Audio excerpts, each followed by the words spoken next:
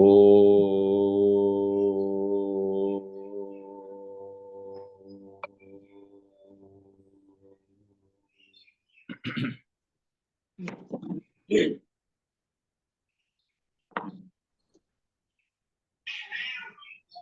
ஆன்மீகம் அறிவோம் குழுவில் இணைந்திருக்கும் அடியார் பெருமக்கள் அனைவரையும் பணிவுடன் வணங்கி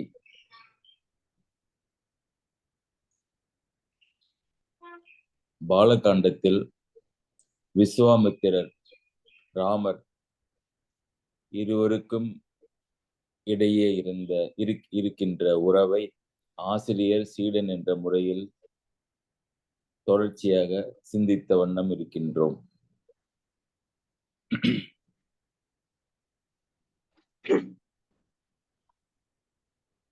இந்த முறையில் நம்முடைய ஒரு ஞாயிற்றுக்கிழமையும் 3 பிரிவுகளாக உத்தேசித்துள்ளோம்.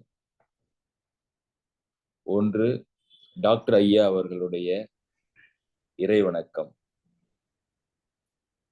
இரண்டாவது,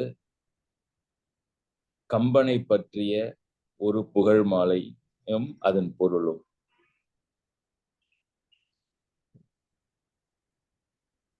தொடர் கதைக்கு பிறகு இறுதியாக ஒரு புதிய நிகழ்ச்சி இன்றிலிருந்து அறிமுகமாகின்றது.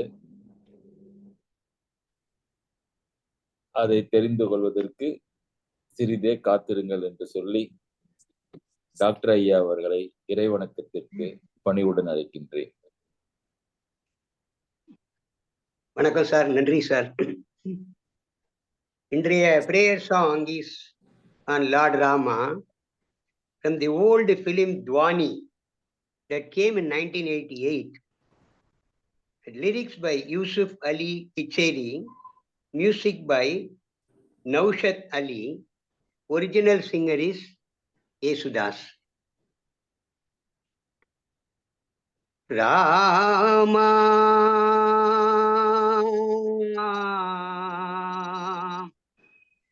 Rama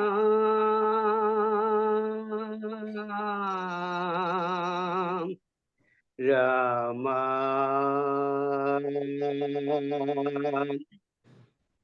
Janaki Jane Rama Janaki Jane Kadana Nidanam Naham Jane Mutakavadam Naham Jane Janaki Jane Rama Rama Rama Janaki Jane Rama Nishada Kale Sada Tvameva Bhayantakare Prabhatvameva Nishada Kale Sada Tvameva Bhayantakare Prabhatvameva Bhavati Naukam Tumeva Deva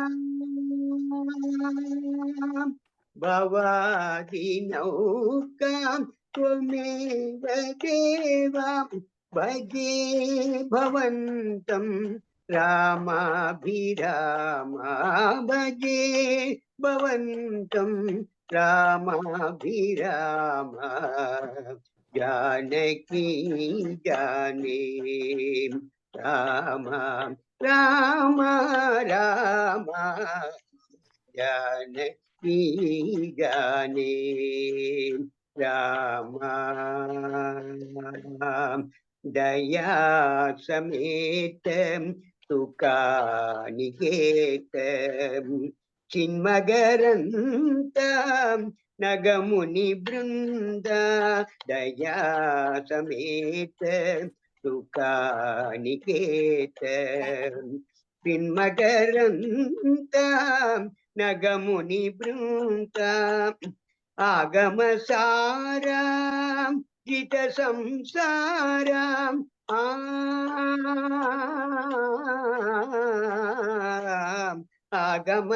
ஆகமசாராம் ஜித சம்சாராம் भजे भवन्तं मनोपिरामा भजे भवन्तं मनोपिरामा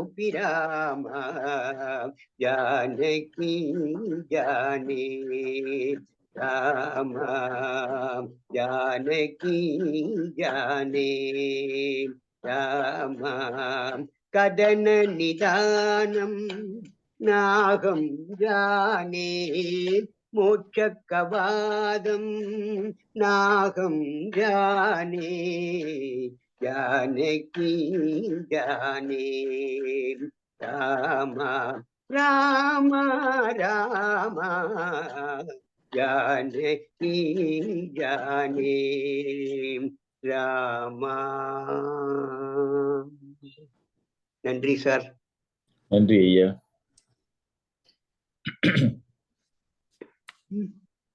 அடுத்து கம்பனை பற்றிய ஒரு புகழ் மாலை.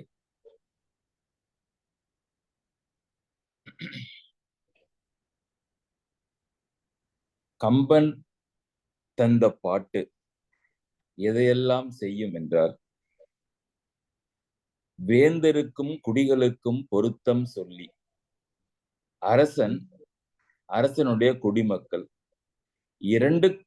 இருவருக்கும் பொருத்தமான நீதிகளை எல்லாம் சொல்லி, வேற்றரசர் படையெடுக்கா வீரம் கூறி, அந்த நாட்டு அரசனுடைய மக்களுடைய படைகளுடைய வீரத்தை கேட்டால் பக்கத்து நாட்டு அரசர்கள் எல்லாம் இத்தகைய பெரிய வீரமா, இவர்கள் மேல் சண்டையிடக் கூடாது என்று தடுக்கின்ற அளவுக்கு வீரம் சொல்லி, வேற்றரசர் படையெடுக்கா வீரம் கூறி, தேர்ந்த பல கலையறிவின் இன்பம் தேக்கி, எத்தனை விதமான கலைகள் எத்தனை விதமான இன்பங்கள் எல்லாவற்றையும் தேக்கி கூறி, தெய்வ பக்தி நட்பு இவற்றின் திறமும் சேர்த்து.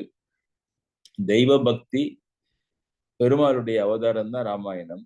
தெய்வ பக்தி கண்டிப்பாக அதிலே இருக்கும். நட்பு, குகனுடன் 5 சுக்கிரனுடன் 6 வீடனுடன் 7 என்று நட்பை கூறுகின்ற கதை. தெய்வ பக்தி நட்பு இவற்றின் திறமும் சேர்த்து, காந்தனுக்கும் காதலிக்கும் கற்பை கூட்டி. நம்ம இனிமேதான் பார்க்க போறோம். அண்ணலும் நோக்கினான் அவளும் நோக்கினாள், அப்படி ஒரு காதல் கதை இது. காந்தனுக்கும் காதலிக்கும் கற்பை கூட்டி, கட்டாயப்படுத்தாமல் கடமை பேசி. சிறப்பான ஒரு வரி. கம்பராமாயணம் பூரா கம்பன் தனி மனிதனுடைய கடமை, ஒரு கணவனுடைய கடமை, ஆசிரியனுடைய கடமை, நண்பனுடைய கடமை, அரசனுடைய கடமை என்று கடமை சொல்கின்றார். ஆனால் அதிலே கட்டாயம் ஏதும் இல்லாமல் மிக சாந்தமாக கூறுகின்றார். கட்டாயப்படுத்தாமல் கடமை பேசி, சாந்தமுள்ள சமுதாய அமைப்பு காக்கும், நல்ல அமைதியான ஒரு சமுதாயத்தை உண்டாக்குகின்ற சாத்திரமாம் கம்பன் என்பான் தந்த பாட்டு. இந்த பாட்டை பார்க்கலாம். வேந்தருக்கும் குடிகளுக்கும் பொருத்தம் சொல்லி, வேற்றரசர் படையெடுக்கா வீரம் கூறி, சேர்ந்த பல கலையறிவின் இன்பம் தேக்கி, தெய்வ பக்தி நட்பு இவற்றின் திறமும் சேர்த்து, காந்தனுக்கும் காதலிக்கும் கற்பை கூட்டி, கட்டாயப்படுத்தாமல் கடமை பேசி, சாந்தமுள்ள சமுதாய அமைப்பு காக்கும் சாத்திரமாம் கம்பன் என்பான் தந்த பாட்டு. நன்றி. அயோத்தியிலே தசரதனுடைய அரண்மனைக்கு வருவோம். விஸ்வாமித்திரர் ராமனை கேட்க ஒருவாறு மனம் தேறி தசரதனும் ராமனை அழைத்து, ராமனுடன் வந்த லக்ஷ்மணனையும் சேர்த்து, இவர்கள் இருவருக்கும் நீ நல் தந்தை தனி தாயும் நீ, இவர்களுக்கு ஏந்ததை செய்க என்று சொல்லி அவர்கள் இருவரையும் விஸ்வாமித்திரனுடைய கையில் ஒப்படைத்தான் என்பது வரை நாம் பார்த்திருந்தோம். இப்படி ஏந்தது செய்க என்று சொல்லி தசரதன் கொடுத்தது எதை நமக்கு ஞாபகப்படுத்துகிறது என்றால், கொடுக்கின்ற வகையிலே 2 பிரிவுகள் இருக்கின்றன. இப்போ உதாரணமாக எளிமையாக புரிவதற்காக வண்ணானை எடுத்துக்கொள்வோம். இப்ப அதெல்லாம் நமக்கு நிறைய பேருக்கு தெரியாது. அது என்ன அதுன்னு. வண்ணான் என்பது துணி சுத்தம் செய்து கொடுக்கின்றவர்னு வைத்துக் கொள்வோம். இந்த சாதாரணமாக ஒரு வண்ணானுக்கு நாம் துணியை கொடுத்தால், அவர் 5 நாட்களிலேயோ, 10 நாட்களிலேயோ நமக்கு திருப்பி தர வேண்டும் என்பது பொருள். ஒரு தீபாவளி அன்று நாம் வண்ணானுக்கு ஒரு துணியை கொடுத்தால், அது நம்முடைய மகிழ்ச்சியின் காரணமாக நாம் கொடுக்கின்ற கொடையாகும். அதை நாம் திரும்பி பெறுவதில்லை. அப்ப ஒரு வகையான கொடுத்தல் நமக்கு திரும்பி வரும். ஒரு வகையான கொடுத்தல் இனிமேல் எனக்கும் இதற்கும் உறவு இல்லை, எல்லாம் உன்னுடையது என்ற பாவனையில் கொடுக்கின்றது. அது அவர்களுக்கே உரியது. இப்போ கோதானம் செய்கின்றோம். ஒன்றுமே சொல்ல வேண்டியதில்லை. கோதானம் செய்தால் அது அந்த மாடு போடுகின்ற கண்ணுக்குட்டியாக இருக்கட்டும், மாடு தருகின்ற பாலாக இருக்கட்டும், அதை யார் வாங்குகின்றார்களோ அவர்களுக்கே உரியதை ஒழிய, கொடுத்தவர் நான் செய்த கோதானம் இதனுடைய பாலை எனக்கு தினமும் கொண்டு வந்து வீட்டில் கொடுத்து விடுங்கள் என்று சொல்ல மாட்டார்கள். அது அவர்களுக்கே உரியது. அதே மாதிரி தசரதன் விஸ்வாமித்திரரை பார்த்து நல் தந்தையும் நீ தாயும் நீ ஏந்தது செய்க என்று சொன்ன வார்த்தையினாலே ராமரும் இலக்குவரும் இனிமேல் விஸ்வாமித்திரருக்கே உரியவராக ஆகிவிடுகின்றார்கள். அப்புறம் எப்படி இந்த கதையிலே திரும்பியும் இவர்கள் இருவரும் தசரதனை அடைகின்றார்கள் என்றால் அதை அப்பொழுது பார்ப்போம். மிதிலையிலே திருமணம் முடிகின்ற பொழுது தசரதனிடம் விஸ்வாமித்திரர் திருப்பி இவர்களை ஒப்படைத்து விட்டு இமயமலைக்கு செல்வதாக கதை. தான் என்ன வேணாலும் செய்யலாம் இவர்களை என்ற முறையிலே வாங்கிய காரணத்தினாலே விஸ்வாமித்திரருக்கு திருப்பியும் அதை தசரதனிடம் கொடுப்பதற்கு நேச்சுரலி ஒரு உரிமை இருக்கின்றது என்று நாம் வைத்துக் கொள்ளலாம். கொடுத்த மைந்தரை கொண்டு இப்படியாக தசரதன் கொடுத்த மைந்தரைன்னா புளூரல், மைந்தன்னா ராமன், மைந்தரன்னா இருவர். கேட்டது ஒன்று, ஆனால் கிடைத்தது விஸ்வாமித்திரருக்கு 2. கொடுத்த மைந்தரை கொண்டு சிந்தை முந்து எடுத்த சீற்றம் விட்டு. கொடுப்பதற்கு தயங்கிய பொழுது முனிவருக்கு பெரும் கோபம் வந்தது. வசிஷ்டர் ஒரு வழியாக அதை இருவரையும் சமாதானப்படுத்தி மேலும் ஏதும் பிரச்சனை இல்லாமல் அவ்விருவரையும் விஸ்வாமித்திரரிடம் கொடுக்க வைத்த காரணத்தினாலே இப்பொழுது அந்த கோபம் நின்று குறைந்து இப்படி ஒரு தன்னுடைய யாகம் தடையின்றி நடப்பதற்காக உதவி செய்த தசரத மன்னனை பார்த்து இனிது வாழ்த்தி சிந்தை முந்து எடுத்த சீற்றம் விட்டு, சீற்றம்னா கோபத்தை விட்டு இனிது வாழ்த்தி தசரதனை வாழ்த்தி மேல் அடுத்த வேள்வி போய் முடித்து நாம் என. மேல்னா கழுத்து திருப்பி இந்த பக்கம் பாக்குறாரு, 2 பசங்க நிக்கிறாங்க. அவர்களை பார்த்து சரி கிளம்புங்க, நாம் அடுத்து வேள்வி போய் நாம் செய்ய வேண்டிய இடத்திற்கு போய் வேள்விகளை செய்து நம் காரியத்தை முடிப்போம் நாம் என நடத்தல் மேயினான். நடக்க ஆரம்பித்தார். அரண்மனையிலிருந்து ஒரு நிமிஷம் கூட வெயிட் பண்ணல பாருங்க. என்ன திரும்பி தசரதன் ஏதாவது மனது மாறிவிட்டால் என்ன செய்வது என்று கொடுத்த அடுத்த நிமிஷம் நடத்தல் மேவினான். நம்ம கிளம்புவோம் என்று புறப்பட்டார். நவை கண் நீங்கினான். நவைனா துன்பம், துன்பங்களிலிருந்து நீங்கியவன் விஸ்வாமித்திரன் ஒரு பொருள். நவை கண் நீங்கினான் என்றால் இப்ப முதல்ல ஒரு சென்டென்ஸ் வந்து இல்ல, சிந்தை முந்து எடுத்த சீற்றம் விட்டு, கோபத்தை விட்ட காரணத்தினாலே. அந்த கோபம் மாத்திரம் போகாமல் இருந்தால் அவர் குற்றம் செய்திருப்பாரே, தசரதனே சபித்திருப்பார் அல்லவா. அந்த கோபம் நீங்கிய காரணத்தினால் குற்றங்களிலிருந்து விடுபட்ட நவை கண் நீங்கினான் ஆகிய அந்த முனிவன் அரண்மனையிலிருந்து அரசகுமார்கள் இருவரையும் அழைத்து கொண்டு நடத்தல் மேயினான், நடக்க ஆரம்பித்தான். இந்த கதையிலே ஒன்றை நாம் யோசிக்க வேண்டும். எல்லா இடமும் விடாமல் சொல்லிக் கொண்டிருக்கின்றேன்.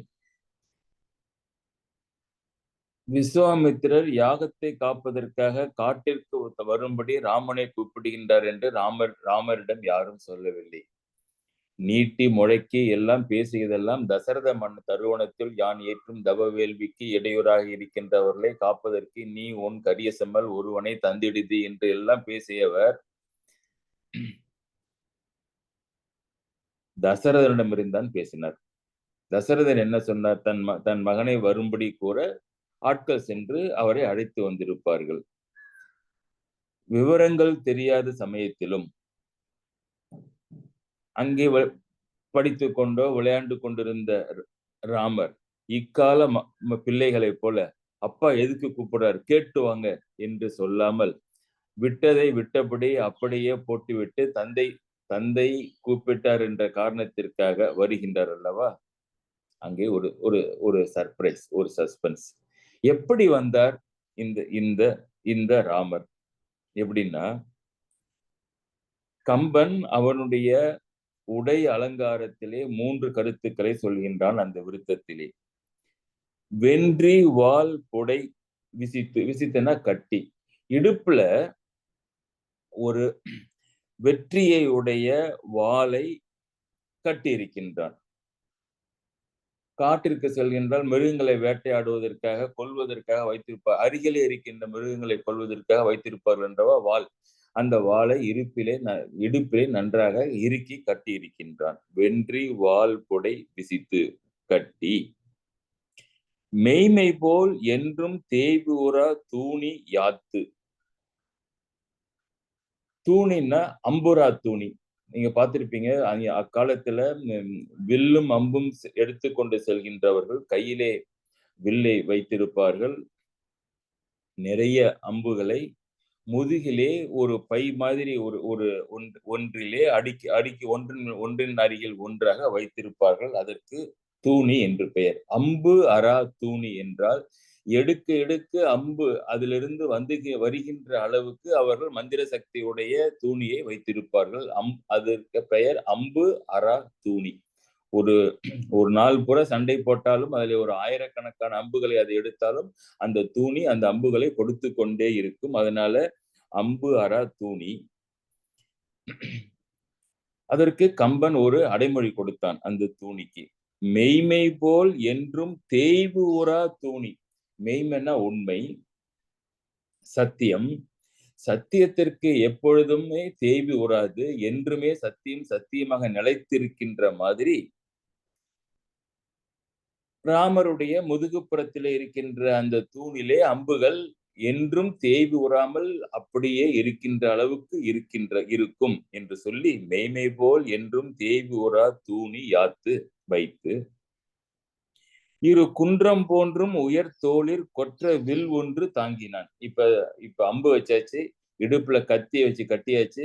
அப்ப கையில என்ன இருக்கணும்? கையிலே ஒரு வில் இருக்க வேண்டும். அந்த வில் எப்படி இருந்தது பாருங்க. இரு குன்றம் போன்று, இருன்னா பெரிய பெரிய குன்று போன்று உயர்ந்த அவனுடைய தோளில், இரு குன்றம் போன்று உயர் தோளில் கொற்ற வில் ஒன்று தாங்கினான். கொற்றன்னா வெற்றி, வெற்றியை உடைய வில் ஒன்றை தாங்கினான், உலகம் தாங்கினான். என்ன அடைமொழி கொடுக்கிறார் பாருங்க. அந்த வாளுக்கு வென்றி வாழ்னாரு, வெற்றியுடைய வாழ்னாரு. வில்லுக்கு கொற்ற வில் அப்படின்னா, கொற்ற என்றாலும் வெற்றி வில். அந்த அம்புரா தூணிக்கு மாத்திரம் எப்படி சத்தியம் தேய்வுறாமல் இருக்குமோ அது மாதிரி தேய்வு குறையாத, அம்புகள் குறையாத தூணியை முதுகிலே சாத்திய வண்ணம் என்று 3 படைக்கல கருவிகளுக்கு 3 அடைமொழிகளை கம்பன் கொடுத்தவர். எப்படி வாளுக்கு வெற்றியும் வில்லுக்கு வெற்றியும் கொற்றமும் என்று சொல்ல முடியும்? இதுவரை ராமன் எந்த போருக்கும் சென்றதில்லை. சிறுவன், படையூற்றம் இளன் என்று அவர் தந்தையே விஸ்வாமித்திரிடம் சொல்லுகின்றார். அப்போ முன்பின் படைக்கு சென்று சண்டையிட்டு வெற்றியை கண்டிராத அவனுடைய வாளையும் அவனுடைய வில்லையும் கொற்றவில் வென்றிவேல் என்று எப்படி சொல்கின்றார் என்றால், கம்பனுக்கு ஒரு நம்பிக்கை. It is just question of few more days. Rama is going to have his first war. அப்பொழுது தெரிய போகின்றது இவனுடைய வில்லும் வாளும் எப்படி வெற்றியுடையவனாக இருக்க போகின்றன என்று சொல்லி அந்த அவசரம் அவருக்கு தாங்கவில்லை. நான் இப்பொழுதே சொல்லி விடுகின்றேன், இவனுடைய வாளுக்குத்தான் வெற்றி, இவனுடைய வில்லுக்குத்தான் கொற்றமும் என்று என்று என்று சொல்லி அதை தாங்கிக் கொண்டு வந்தான். ஓகே, வில் ஒன்று தாங்கினான். அடுத்த வரி பாருங்க, உலகம் தாங்கினான். அப்ப இதை தாங்கிக் கொண்டு இந்த கருவிகளை வைத்துக் கொண்டு விஸ்வாமித்திரருடைய வேள்வியை காக்குவதற்காக இவன் இதை தாங்கி செல்வது பெரிய ஒன்றும் நிகழ்ச்சி இல்லை. ஏனென்றால் செல்லுகின்றவன் யார் என்றால் இவன் உலகம் தாங்கினான். இவன் பரம்பொருள், இவன்தான் உலகத்தை காத்து தாங்கிக் கொண்டிருக்கின்றான். உலகத்தை தாங்குகின்ற தொழிலை உடைய இவன் ஒரு சிறிய தொழிலுக்காக இந்த ஆயுதங்களை தாங்கிக் கொண்டு விஸ்வாமித்திரர் பின்னாலே செல்கின்றான் என்று சொல்லி வில் ஒன்று தாங்கினான், உலகம் தாங்கினான் என்று அவனுடைய புறப்பாட்டை விவரிக்கின்றார்.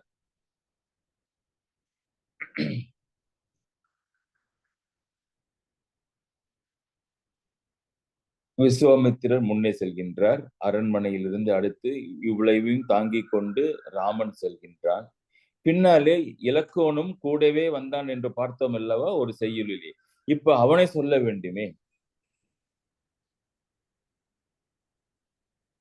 அதற்கு ஒரு 4 வரி போடுவாரா கம்பன்? தேவையில்லையே. அந்த 4 வரி ராமன் புறப்பட்டான், அவனுக்கு போட்டாரு.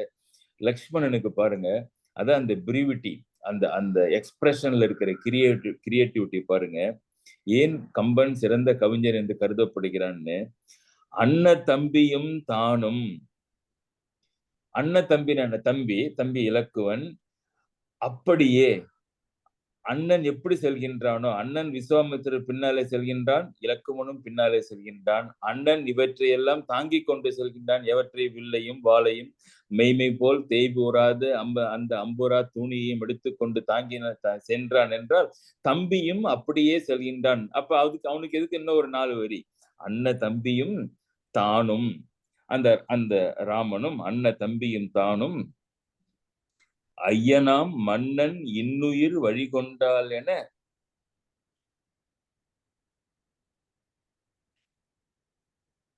இவங்க 2 பேர் கூடியும் இவர்கள் தானே விடை பெற்று கொண்டு செல்கின்ற வேண்டும்.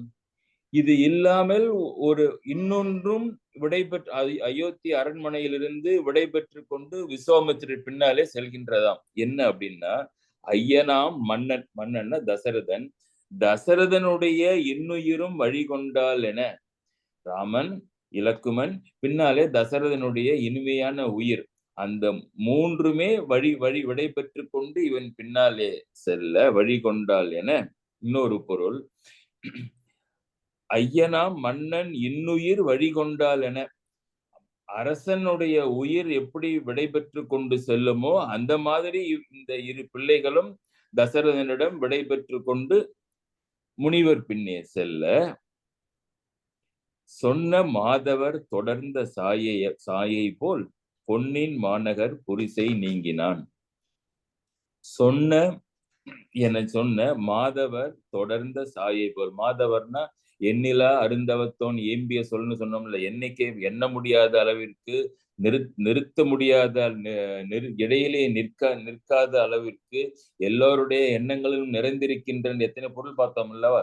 அந்த எண்ணிலா அருந்தவத்தோனுக்கு இங்க ஒரே வார்த்தையில சொன்னாரு, மாதவம்னு சொன்னாரு. மாதவர் தொடர்ந்த சாயை போல. இப்ப இவர் இந்த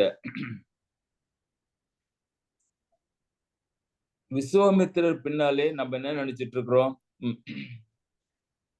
ராமர், இலக்குவர், தசரதனுடைய இன்னுயிர் 3ம் செல்கின்றன என்றால் அது எப்படி இருக்கின்றது என்றால் அதற்கு ஒரு ஓமை சொன்னார். என்ன அப்படின்னா, அது விஸ்வாமித்திரருக்கு பின்னாலே இது போகின்றது, இந்த 3வரும் போகின்றார்கள் என்று எண்ணாதீர்கள். விஸ்வாமித்திரனுடைய பின்னாலே அவருடைய நிழல் தானே முதல்ல போகும். அந்த நிழல் சாயை என்றால் நிழல் என்று பொருள், ஞாபகம் வச்சுங்க. சொன்ன மாதவர் தொடர்ந்த சாயை போல், அந்த மாதவரை எது தொடர்ந்து போகும்? அவருடைய நிழல் தானே ஃபர்ஸ்ட் தொடர்ந்து போகும். அந்த மாதிரி அண்ணனும் தம்பியும் அந்த தசரதனுடைய உயிரும் பின்னாலே தொடர்ந்து சென்றன. சாயை சாயை போல் பொன்னின் மாநகர் புரிசை நீங்கினான். அந்த அயோத்தியினுடைய நகரிலிருந்து புரிசை நீங்கினான். அதனுடைய மதில்களை விட்டு நீங்கி செல்ல ஆரம்பித்தார்கள் அப்படின்னு பார்த்தோம். இந்த குரு சீடருடைய ஒரு வகுப்புல சீடனுடைய வழிபாடு எப்படி இருக்க வேண்டும் என்று ஒரு செய்யுள் யோசித்தோம். பெரும்பாலும் எல்லாருக்கும் மறக்காத ஒரு செய்யுள் தான். எப்படி வழிபாடு செய்ய வேண்டும் என்ற அந்த சீடன் என்ற செய்யுளிலே அழலின் நீங்கான் அணுகான் அஞ்சி நிழலின் நீங்கான் நிறைந்த நெஞ்சமோடு எத்திரத்து ஆசா நோக்கும் அத்திரம் அறத்தின் திரியாய் படர்ச்சி வழிபாடுன்னு ஒரு செய்யுள்.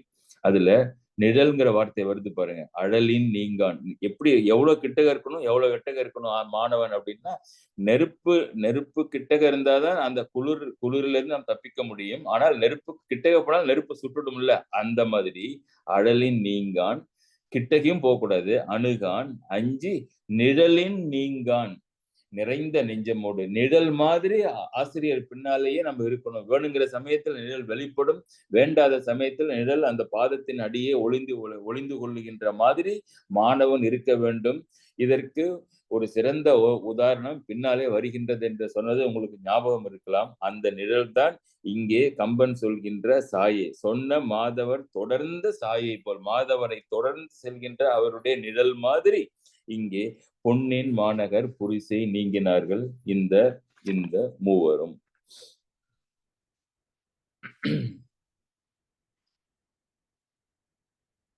காட்டுத்தீ போல் விஸ்வாமித்திரர் வந்து ராமரையும் இலக்குவரையும் அழைத்து கொண்டு காட்டிற்கு செல்கின்றார்கள் என்ற செய்தி கண்டிப்பாக அயோத்தி நகர் மக்கள் எல்லோருக்கும் தெரிந்து எல்லோரும் அங்கே ராஜ வீதியிலே சேர்ந்து விட்டனர்.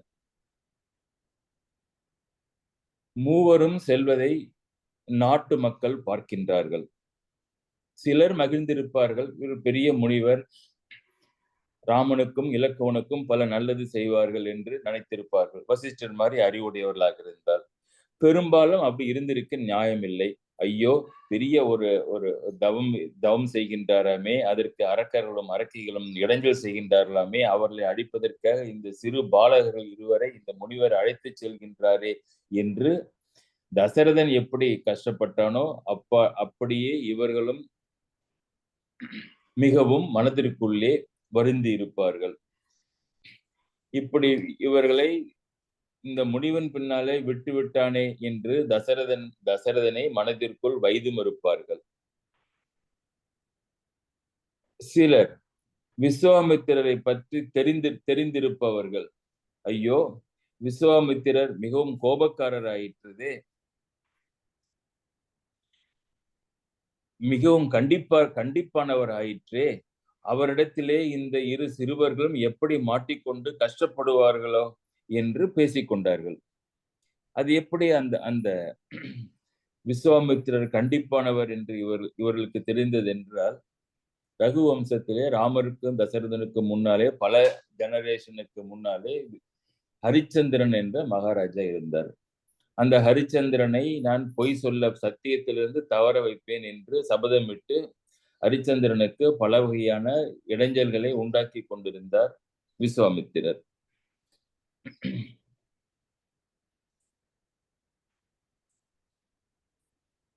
சொன்ன சொல் தவற மாட்டேன், இந்த நாட்டை இழந்தாலும் பரவாயில்லை என்று சொல்லி ஹரிச்சந்திரனும் அவனுடைய மனைவியும் மகனும் காட்டிற்கு சென்று காசிமா நகரத்திற்கு சென்று வேலைகள் செய்து பொருள் சம்பாதித்து கடனை அடைத்து விடுகின்றேன் என்று கிளம்புகின்றார். அப்போது விஸ்வாமித்திரர் தன்னுடைய சீடன் நக்ஷத்திரேயனை கூப்பிட்டு, நீ இந்த மகாராஜா பின்னாலேயே செல், அவர் அருகிலேயே இரு, அவர் எப்பொழுது சத்தியத்திலிருந்து விளங்குகின்றார் என்று பார்த்து உடனேயே எனக்கு செய்தி தெரிவி என்று ஒரு சீடனை அனுப்பி வைத்தார். நட்சத்திரனும் பின்னாலே சென்று கொண்டிருந்தான். ஒரு சமயம் இவர்கள் என்ன செய்து கொண்டிருக்கின்றார்கள் என்பதை பார்ப்பதற்காக விஸ்வாமித்திரர் அங்கே செல்கின்றார். அப்பொழுது நட்சத்திரேயன் தூங்கிக் கொண்டிருந்தான்.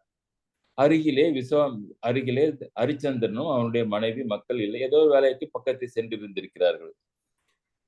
மிக கோபமாக அவருடைய சீடர் நட்சத்திரனை எழுப்பி கர்ஜித்தார். நான் உன்னை ஹரிச்சந்திரனோடு எப்பொழுதும் தூங்கும் பொழுதும் விழிக்கும் பொழுதும் அருகிலேயே இருக்க வேண்டும். அவன் சத்தியம் அசத்தியம் பொய் பேசும் பொழுது உடனே என்னிடம் தெரிவிக்க வேண்டும் என்றல்லவா சொல்லி இருந்தேன்.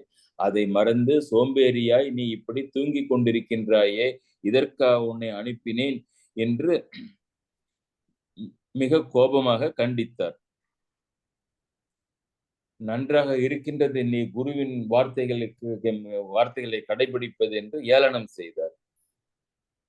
உடனே அந்த சீடன் நட்சத்திரேயன் நடுநடுங்கி, பிரபுவே, ஹரிச்சந்திர மகாராஜா உங்கள் முன்னாலேயே பொய் சொன்னாரே, இது தங்களுக்கு நன்கு தெரிந்ததுதானே. எனவே அவன் அசத்தியம் பேசினது உங்களுக்கு தெரிந்து விட்டது என்று நினைத்து நான் தைரியமாக தூங்கினேன் என்று சிஷ்யன் சொன்னான். என்ன, ஹரிச்சந்திரன் என் முன்னாலேயே பொய் சொன்னானா? எங்கு பொய் சொன்னான், எப்படி சொன்னான் என்று ஆர்வமாக கேட்டார் முனிவர். சீடன் பயந்து கொண்டே பதில் சொல்ல தயங்கினான். ஏன் அஞ்சுகிறாய்? எனக்கு சொல்லு, அதுதானே எனக்கு வேண்டும், போட்டியே அதுதானே, அவன் பொய் சொல்ல வைப்பது தானே, எங்கே பொய் சொன்னான் என்று கேட்க, சாமி, ஹரிச்சந்திரன் தங்களை பார்த்து கருணாமூர்த்தியே, சிஷ்ய வத்சலரே, மகாத்மாவே என்று பேசினாரே, கொஞ்சம் கூட கருணையும் பெருந்தன்மையும் அன்பும் இல்லாத உம்மை அவற்றை உடையவராக பேசியது பொய்தானே என்று சீடன் சொன்னாராம். அப்படி ஒரு கடுமையை உடையவர் இந்த விஸ்வாமித்திரர். இந்த விஸ்வாமித்திரரிடம் இவர்கள் இருவரும் மாட்டிக்கொண்டார்களே என்று ஊர் மக்கள் எல்லாம் தங்களுக்குள் பேசிக் கொள்கின்றார்கள். வீதியின் வழியே இவர்கள் மூவரும் செல்லுகின்ற பொழுது அயோத்தி மாநகரம் பூரா குளிர்ந்த காற்று வீசுகின்றது. தேவர்கள் தேவ மரங்களில் இருந்து மலர் மழை பொழிகின்றனர். துந்திபி வாத்தியங்களை அவர்கள் முழக்குகின்றார்கள். பெரும் சங்குகளை கையில் ஏந்து வாயில் வைத்து அந்த தேவர்கள் ஊதுகின்றனர். ஏனென்றால் அவதார நோக்கத்திற்கு, என்ன அவதார நோக்கம்? துஷ்டர்களை நிகிரகம் செய்வதும் சிஷ்டர்களுக்கு ரட்சணம் புரிவதும் தான் ராம அவதாரத்தின் நோக்கம் என்றால், இதுவரை விளையாட்டு பையனாக இருந்த ராமர் இப்பொழுது அந்த அவதார நோக்கத்திற்காக முதல் காலடியை எடுத்து வைக்கின்றாரே என்று தேவர்கள் காத்து கொண்டிருந்த தேவர்கள் எல்லாரும் பாராட்டினார்கள். 12 வருடம் ராமர் அவதரித்து 12 வருடங்கள் கழித்துதான் ராம அவதாரத்தினுடைய நோக்கத்திற்கான செயல்பாடுகள் ஆரம்பிக்கின்றன. இதையே கிருஷ்ண அவதாரத்திலே பார்த்தால், பிறந்த அன்றே சிறையிலிருந்து அவன் தூக்கி கொண்டு செல்லப்பட்ட பொழுதும் இதே மாதிரிதான் அந்த அவதார காரியம் பிறந்த அன்றே தொடங்கி விட்டபடியாலே இந்த சுகமான காற்று, மலர் மழை, தேவதுந்திபியினுடைய கோஷங்கள் எல்லாம் அப்பொழுது யமுனை நதியை கடப்பதற்கு முன்னாலேயே சிறைச்சாலையிலிருந்து அவனை தூக்கி கொண்டு போன பொழுதே, கோகுலத்திற்கு தூக்கி கொண்டு பொழுதே நடக்க ஆரம்பித்து விட்டது. ஆனால் ராமாயணத்திலே 12 வருடங்கள் இந்த தேவர்கள் காத்திருந்து தங்களுடைய மகிழ்ச்சியை இப்படி வெளிக்காட்டினார்கள்.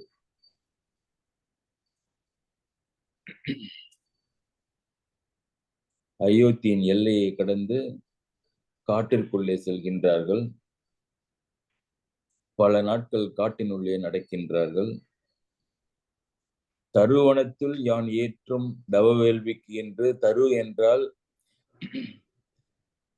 பெரும் மரங்கள், அவை நிழலையும் கனிகளையும் கொடுக்கின்றவை என்ற ஒரு பொருள் இருந்தாலும், இப்பொழுது இவர்கள் கடந்து செல்கின்ற அந்த வனமானது பாலை வனமாக, நீரின்றி வெயிலிலே மிகவும் கடுமையாக கஷ்டப்பட்டு கொண்டிருந்தார்கள் இந்த ராமரும் இலக்குவர்களும். அவர்களை பார்ப்பதற்கு விஸ்வாமித்திரருக்கு மிகவும் வருத்தமாக இருந்தது. பஞ்சனைகளிலும் பட்டாடைகளும் உடுத்திக் கொண்டு வசதியாக வாழ்ந்த குமாரர்கள் இப்படி புதரிலும் முள்களிலும் உடலை தேய்த்து கொண்டு தழையிலும் இலைகளிலும் படுத்து வெயிலிலும் மழையிலும், மழை இல்லையே, வெயிலிலே காய்ந்து கொண்டிருக்கின்றார்களே என்று என்று என்று நினைத்து அவர்களுக்கு ஒரு உதவி செய்வதற்காக அவ்விருவரையும் முனிவன் பார்த்தான். இங்கதான் அந்த ஒரு ஒரு அந்த bondage between the teacher and the student, it has already been created just by the presence, not by words. அதுக்கு ஒரு ப்ரூஃப் பாருங்க. விஸ்வாமித்திரர் இந்த சூழ்நிலையிலே அவர்களுக்கு உதவுவதற்காக 2 மந்திரங்களை சொல்லப் போகின்றார். பலை அதிபலை என்ற மந்திரங்கள் வாழ்க்கை புற அவர்களுக்கு பயன்படுவதற்காக அந்த 2 பெரிய மந்திரங்களை சொல்ல இருக்கின்றார். அவர் மனசுல தெரியும். ராமரையும் இலக்குவரையும் அவர் பார்த்தார். நோக்கினன் அவர் முகம். அவர்கள் இருவருடைய முகத்தையும், ஐயோ இப்படி வேர்த்து வடிந்து மிகவும் கஷ்டப்பட்டு கொண்டு கருத்து இவர்கள் போய்கொண்டிருக்கின்றார்களே என்று, வதங்கி வாடி சென்று கொண்டிருக்கின்றார்களே என்று அவன் நோக்க, முனிவன் நோக்க, நோக்கினன் அவர் முகம் நோக்க, நோக்குடை குமரரும். அப்படி பார்க்கப்பட்ட நோக்கு உடை பார்த்தான் முனிவன். பார்க்கப்பட்ட குமரரும், கோன்னா அரசர்கள், அரசனுடைய அந்த 2 குமரர்களும் அடி குறுக. பார்த்த உடனேயே இந்த அரச குமாரர்கள் என்ன புரிந்து கொண்டார்கள்? ஏதோ முனிவர் நம்மிடம் சொல்ல தவித்துக் கொண்டிருக்கின்றார், அவரிடம் நாம் பணிவாக சென்று அருகு சென்று நம் காதை தீட்டி என்ன சொல்கின்றார் என்பதை கேட்க வேண்டும் என்று புரிந்து கொண்டு, முனிவர் கூப்பிடல, டே பசங்களை வாங்கன்னு சொல்ல, டே இங்க உட்காருங்கன்னு சொல்ல, உங்களுக்கு முக்கியமான மந்திரங்களை சொல்கின்றேன், கவனமாக காதை கொடுத்து கேளுங்கள் என்று சொல்லல. என்ன பண்ணார் முனிவர்? பார்த்தார். நோக்கினன் அவர் முகம் நோக்க, அப்படி பார்க்க, நோக்குடை குமரரும், பார்க்கப்பட்ட அந்த குமரர்களும் அடி குறுக, முனிவருடைய அடியிலே குறுகி அமைதியுடன் மண்டியிட்டு நிற்க கேட்பதற்காக. நான்முகன் ஆக்கிய விஞ்சைகள் 2 அவ்வழி ஊக்கினன். அந்த நான்முகன் ஏற்றிய அந்த பெரிய 2 விஞ்சைகள்னா வித்தைகள், அந்த 2 வித்தைகள், 2 கலைகள் என்ன? பலை அதிபலை வித்தை 2ஐயும் அவ்வழி ஊக்கினன். அவ்வழி அந்த பார்த்து இவன் பார்த்த முகம் நோக்கத்தின் மூலமும் அவர்கள் அந்த நோக்கி கவனித்த விதத்தின் மூலமும் இந்த 2 மந்திரங்களை ஊக்கினன். ஊக்கினன்னா சொன்னான், வாயால சொல்லல, கண் பார்வையினாலே அந்த முனிவன் சொன்னான். சொன்னவுடன் அவர் உள்ளத்து உள்ளினார். அவங்க காதால கேட்டாங்களா? இல்லையே. இவர் வாயால சொல்லல, அந்த 2 மாணவர்களும் அவர் உள்ளத்து உள்ளினார். அப்படியே அவருடைய எண்ணங்களை, முனிவருடைய ஆசிரியருடைய எண்ணங்களை தன் மனதின் உள்ளே ஏற்று, உள்ளினார்னா நிலைபெற நிறுத்தி கொள்ளுதல்னு பேரு. உள்ளத்திலே நிலைபெற நிறுத்தி கொண்டார்கள். ஏன் அப்படின்னா அந்த மந்திரத்தினுடைய தன்மை என்றால் என்ன என்றால், எந்த புறத்து சூழ்நிலைகளும் அவர்களுடைய உடலை பாதிக்காது. அவர்களை நீங்க நெருப்பிலே போடுங்க, குளிரிலே காய்ச்சுங்கள், கல்லிலே தூக்கி போடுங்கள், மரத்தை வைத்து அடியுங்கள், அவர்களுக்கு எந்த விதமான துன்பமும் வராத அளவுக்கு அந்த மந்திரங்கள் அவர்களை காப்பாற்றும். அதனுடைய சிறப்பு அது மாத்திரமல்ல, அந்த மந்திரத்தை நினைக்கவும் வேண்டாம். நீங்கள் சண்டை போட்டுக் கொண்டிருக்கின்றல், நினைக்க முடியாத அளவு சூழ்நிலையிலே இருக்கின்றது, நினைப்பதற்கும் கடினமாக இருக்கின்ற ஒரு சூழ்நிலையில கூட அந்த மந்திரங்கள் அவர்களை காப்பாற்றும். அது மாத்திரமல்ல, தூங்குகின்றோம், தூங்காமல் தூங்கணும்னு பார்த்தோம்ல, அப்படி தூங்குகின்ற பொழுது நாம் தூங்குகின்றோம் என்பது தெரியாது. அந்த சமயத்திலே அந்த மந்திரங்கள் அவரை காப்பாற்றும் என்றால், விழித்துக் கொண்டிருக்கின்ற பொழுது எப்படி அந்த மந்திரம் காப்பாற்றுமோ அப்படியே அவர்கள் இருவரையும் விஸ்வாமித்திரருடைய அந்த பாலை அதிபலை நான்முகன் ஏற்றி நான்முகனிடமிருந்து விஸ்வாமித்திரன் பெற்ற அந்த 2 விஞ்சைகளையும் 2 வித்தைகளையும் உள்ளத்திலே உள்ளி மனதிலே இருத்தி வைத்தான். எப்படி? அவன் வாயால் சொல்லாமல், இவர்கள் காதால் கேட்காமல், நயன தீட்சை என்று கண்வழி பார்த்தல் மூலமே இத்தனையும் அவர்கள் பெற்றார்கள். நோக்கினன் அவர் முகம் நோக்க நோக்குடை கோக்குமரரும் அடிக்குறுக நான்முகன் ஆக்கிய விஞ்சைகள் இரண்டும் அவ்வழி ஊக்கினன் அவை அவை அவர் உள்ளத்து உள்ளினார். அவர்கள் மனதிலே பதிய வைத்துக் கொண்டார்கள். இப்பொழுது திடீரென்று அவர்களுக்கு ஒரு உணர்ச்சிகள் மாறுகின்றன. கொடுமையான அந்த பாலைவனம் இப்பொழுது குளிர்கின்றது. இத்தனை நேரம் அவர்களை வாட்டி வதைத்துக் கொண்டிருந்த அந்த முள் செடிகளும் புதர்களும் இப்பொழுது மலர் மாதிரி உடம்பிலே பட்டு மிக இனிமையான உணர்ச்சிகளை உண்டாக்கி கொண்டிருக்கின்றன. எப்படி இப்படி உண்மையா இல்லை இது மாற்றமா இல்லை இது மாயமா என்றால் புற்கள் அங்கேதான் இருக்கின்றன, கொடிய பாலைவனம் அங்கேதான் இருக்கின்றன. ஆனால் அவை இயல்புக்கு மாறாக இவர்களை எந்த துன்பமும் செய்யாமல் அதற்கு பதிலாக இன்பத்தையும் மனதிற்கு மகிழ்ச்சியையும் ஊட்டிக் கொண்டிருக்கின்றன. இருந்தாலும் இவர்களுக்கு உண்மை புரிகின்றது. தங்களுடைய இந்த ஆசிரியனுடைய மந்திர சக்தியினாலே இப்பொழுது நாம் துன்பங்கள் இல்லாமல் இருக்கின்றோம் என்ற பொழுது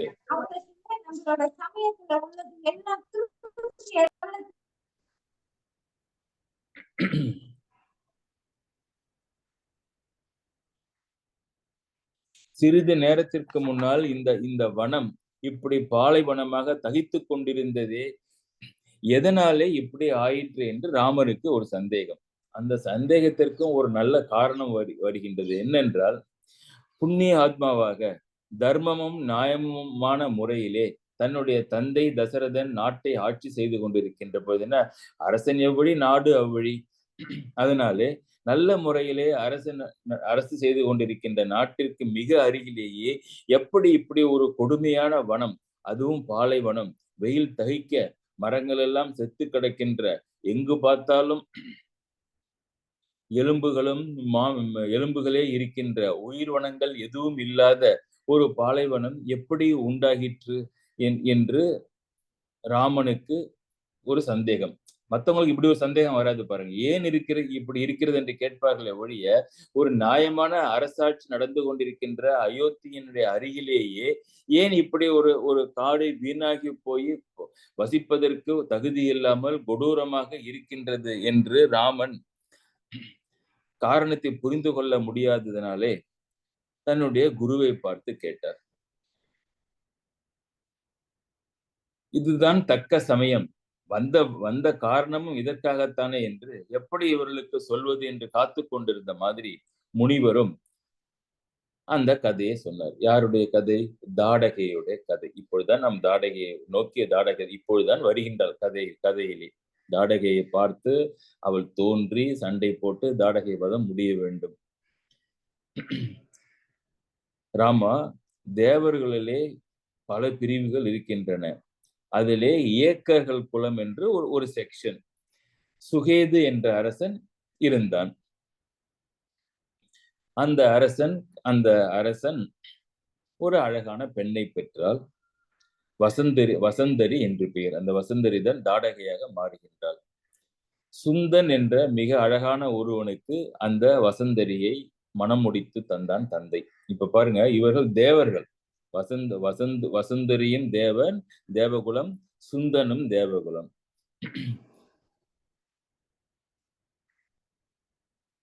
இந்த சுந்தன் தலைக்கணம் அதிகமாகி தனக்கு மிக அழகிய அந்த வசந்தரி மனைவியும்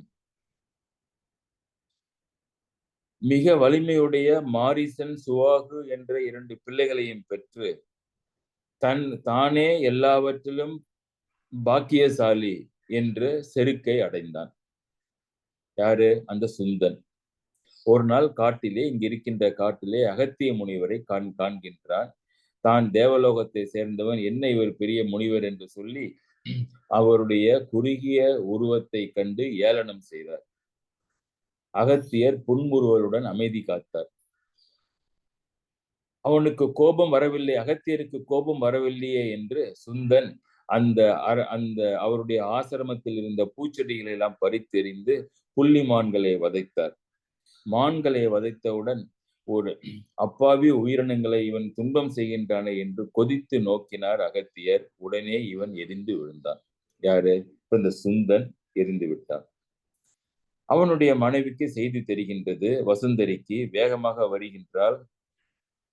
தன்னுடைய 2 பிள்ளைகளையும் அழைத்துக் கொண்டு மாரிசன், சுவாகு என்ற 2 பிள்ளைகளை அழைத்துக் கொண்டு வேகமாக வருகின்றாள். முனிவரை கண்டால், இந்த குட்டையனா மிகவும் வீர மிகுந்த என் கணவனை கொன்றான் என்று கொதித்து முனிவரை கொல்ல சூழ்ந்தார். இவர்களுடைய மடத்தனத்தையும் கொடுமையும் கண்டு முனிவர் வெகுண்டார். ஆனால் முன்பு இப்படி கோபத்தினாலேயே அந்த சுந்தன் உயிர் போய்விட்டதே என்று வருந்தி இவர்களை கொல்லக்கூடாது என்று தன் கோபத்தை கட்டுப்படுத்தி கொண்டு இவருடைய இம்மூவருடைய அழகிய உருவத்தையும் தேவ குலத்தையும் நீக்கி அரக்கர்களாக்கி இனிமேல் காட்டில் அலைக, தேவலோகம் உங்களுக்கு கிடையாது, காடுகளில் அலைந்து திரிவீர்களாக என்று சொல்லிவிட்டு சென்று விட்டார்.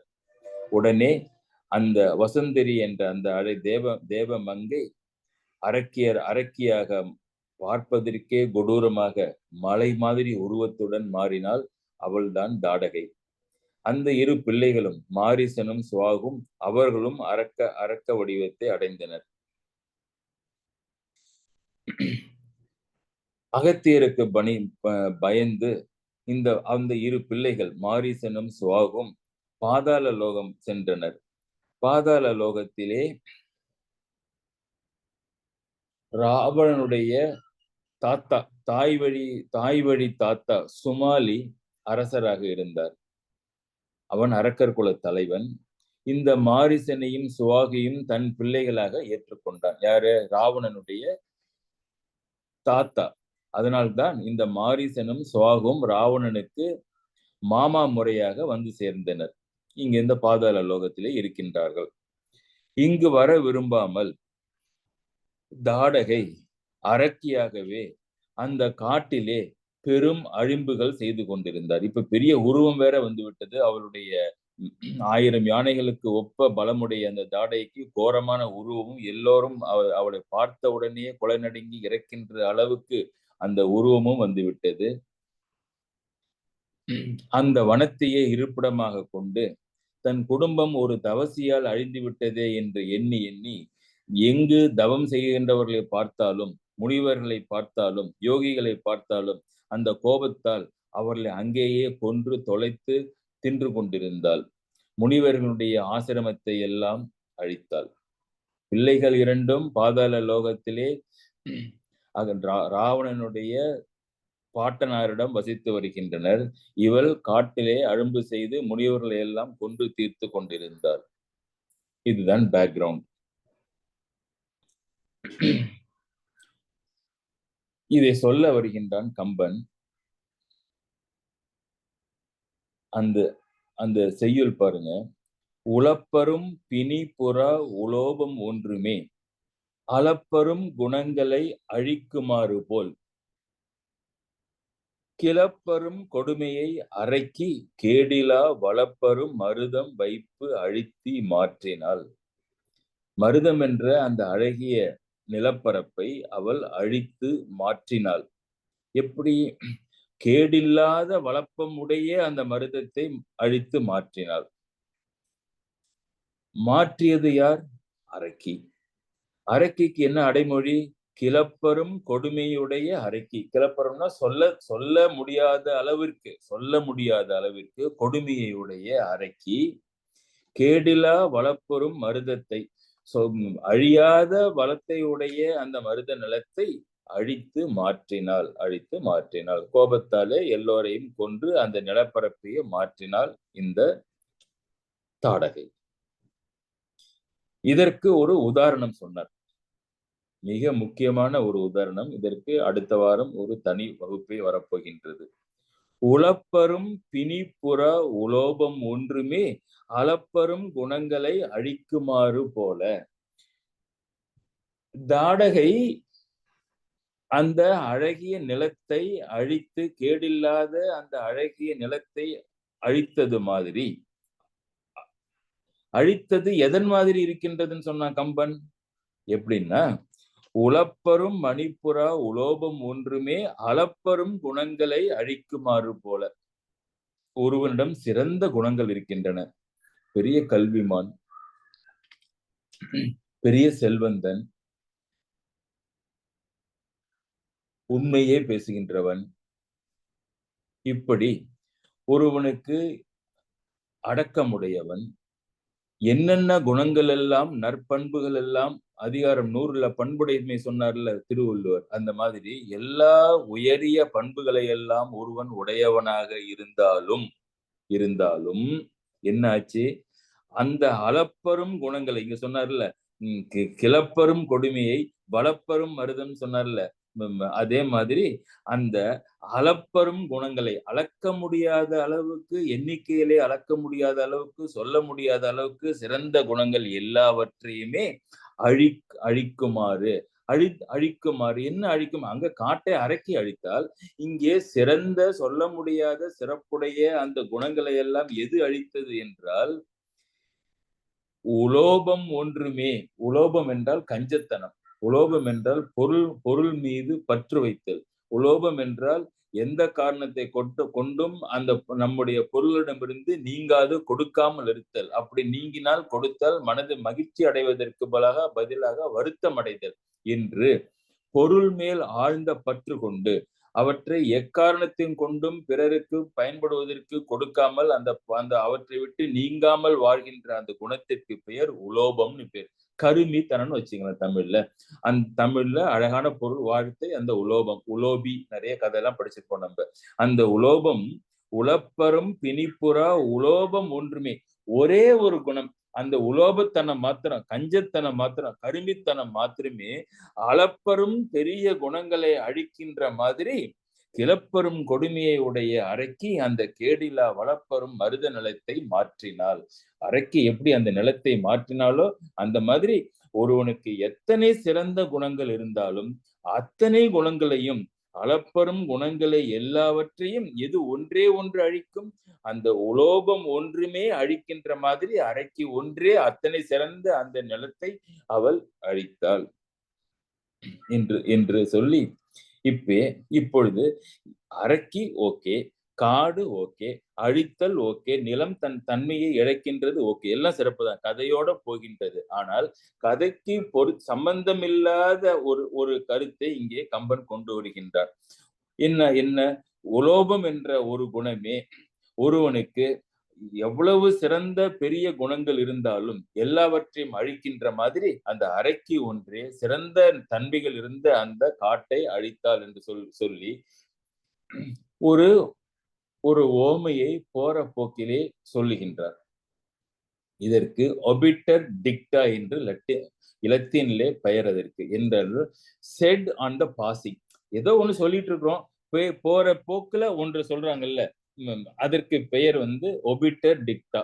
ஒரு கருத்து ஒரு கதையை சொல்லிக் கொண்டிருக்கின்ற பொழுது அதற்கு சம்பந்தமில்லாத ஒரு கருத்தை அந்த இடத்திலே சம்பந்தப்படுத்தி பேசுகின்ற முறை.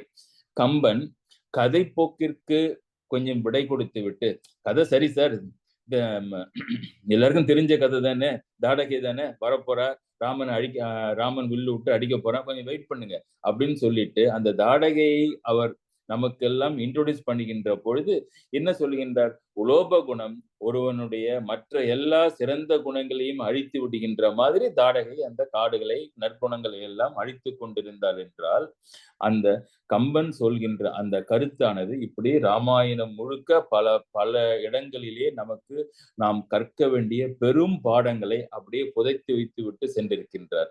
நாம் இதை சாதாரண ஒரு ஓமையாக எடுத்துக்கொண்டு ஒரு லோப குணத்தினாலே குணங்கள் எல்லாம் அழிவது மாதிரி தாடகை ஒருத்தியாலே அந்த காடு அழிந்து கொண்டிருக்கின்றது என்று படித்து விட்டு சென்றாலும் ஓகேதான், கதைதான், இல்லை என்று சொல்லவில்லை.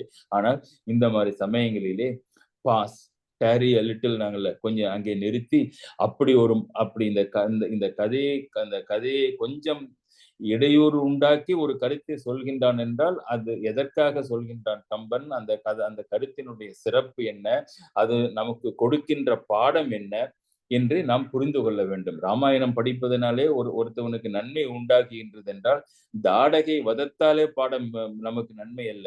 தாடகை வதத்திலே இந்த அறிஞர் பெருமக்கள் சொன்ன கருத்துக்கள் இருக்கின்றன அல்லவா, அவைதான் நமக்கு நல்வழியை உண்டாக்குகின்றோம் என்ற காரணத்தினாலே இந்த உலோபம் ஒன்றுமே அளப்பெரும் குணங்களை அழிக்கும் என்றால் அது எப்படி அழிக்கும், மற்றவர்கள் என்ன சொல்கின்றார்கள் இந்த உலோப குணத்தை என்பதை வருகின்ற வகுப்பிலே சிந்தித்து பின்பு தாடகை வதத்தை கம்பன் வாயிலாக சிந்திப்போம் என்று சொல்லி அனைவருக்கும் ஆவலாக காத்து கொண்டிருந்த இந்த நிகழ்ச்சியிலே ஒவ்வொரு வாரமும் ஒரு புதிய ஒரு ஃபீச்சரை இன்ட்ரோடியூஸ் பண்ணலாம் என்று நானும் டாக்டர் ஐயா அவர்களும் நினைத்துக் கொண்டிருக்கின்றோம். அது என்னவென்றால், இந்த விஸ்வாமித்திரர் ராமர் கதை பகுதியிலே நல்ல செய்யுட்கள் இது மாதிரி இருக்கின்றன. அவற்றை நாம் சிந்திக்க போகின்றோம், அவற்றை ரசிக்க போகின்றோம், என்ஜாய் பண்ண போகின்றோம். ஆனால் ராமாயணம் முழுவதும் இப்படி கொட்டி கிடக்கின்ற பாடல்கள் ஏராளம். அவற்றை தனித்தனியாக நாம் பார்க்க ஆரம்பித்தால் அது கம்பராமாயண பாடமாக ஆகிவிடும், கதையாக போகாது. என்ன டிஸ்ஜாயிண்டட் அல்ல, எங்கெங்கயோ ஏதோ இருக்கின்றது அவன் சொல்லி சென்ற முறையானது. அப்படி இல்லாமல் ஒரு நல்ல பாடலை பொருள் புரிந்து ரசிப்பதற்கும், அதை ரசிப்பதற்கு இக்காலத்திலே ஒரு எளிமையான முறையையும் நாங்கள் சிந்தித்தோம். அது என்னவென்றால், இந்த கம்ப ராமாயணம் அப்படி ஒன்றும் கடினமானது அல்ல. கண்ணதாசன் என்ற ஒரு பெரும் கவிஞன் அதை எளிமைப்படுத்தி, அதை கண்டு பயப்படாதீர்கள், இந்த வார்த்தைகள் தான் அந்த பாடலிலும் இருக்கின்றது, என்னுடைய வார்த்தையை பட்டி தொட்டியில் இருக்கின்ற பாமர மக்கள் எல்லாம் கேட்கின்றார்கள் அல்லவா, அதே வார்த்தை தான் அவனும் பயன்படுத்தி இருக்கின்றான் என்று சொல்லி கம்பனை எளிமைப்படுத்தி, இது ஒன்றும் தொட முடியாத வார்த்தைகள் கிடையாது, தொட்டு விளையாடி நாம் என்ன வேணாலும் செய்யலாம் அந்த கவிகளை என்று நமக்கு காட்டி, நமக்கு எம்போல்டன்ட், நமக்கு தைரியத்தை கொடுத்து சென்றான் அந்த கண்ணதாசன்.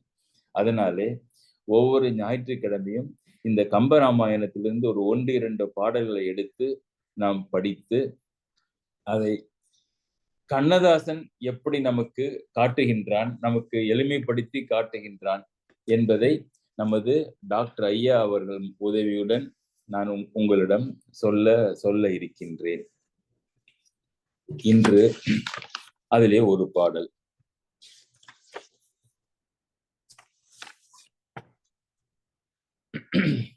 பாலகாண்டத்திலே அயோத்தி நகரினுடைய கோசலை நாடு, அயோத்தி நகரம் என்பனவற்றை அங்கே ஓடுகின்ற சரையு நதி என்ற இயற்கை நிகழ்ச்சிகளை எல்லாம் கம்பன் முதலிலே அந்த இன்ட்ரோடக்ஷனிலே சொல்கின்றார். இவையெல்லாம் அந்த மூல நூல்களிலே கிடையாது.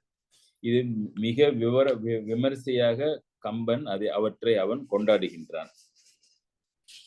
அதிலே ஒரு பாடல்.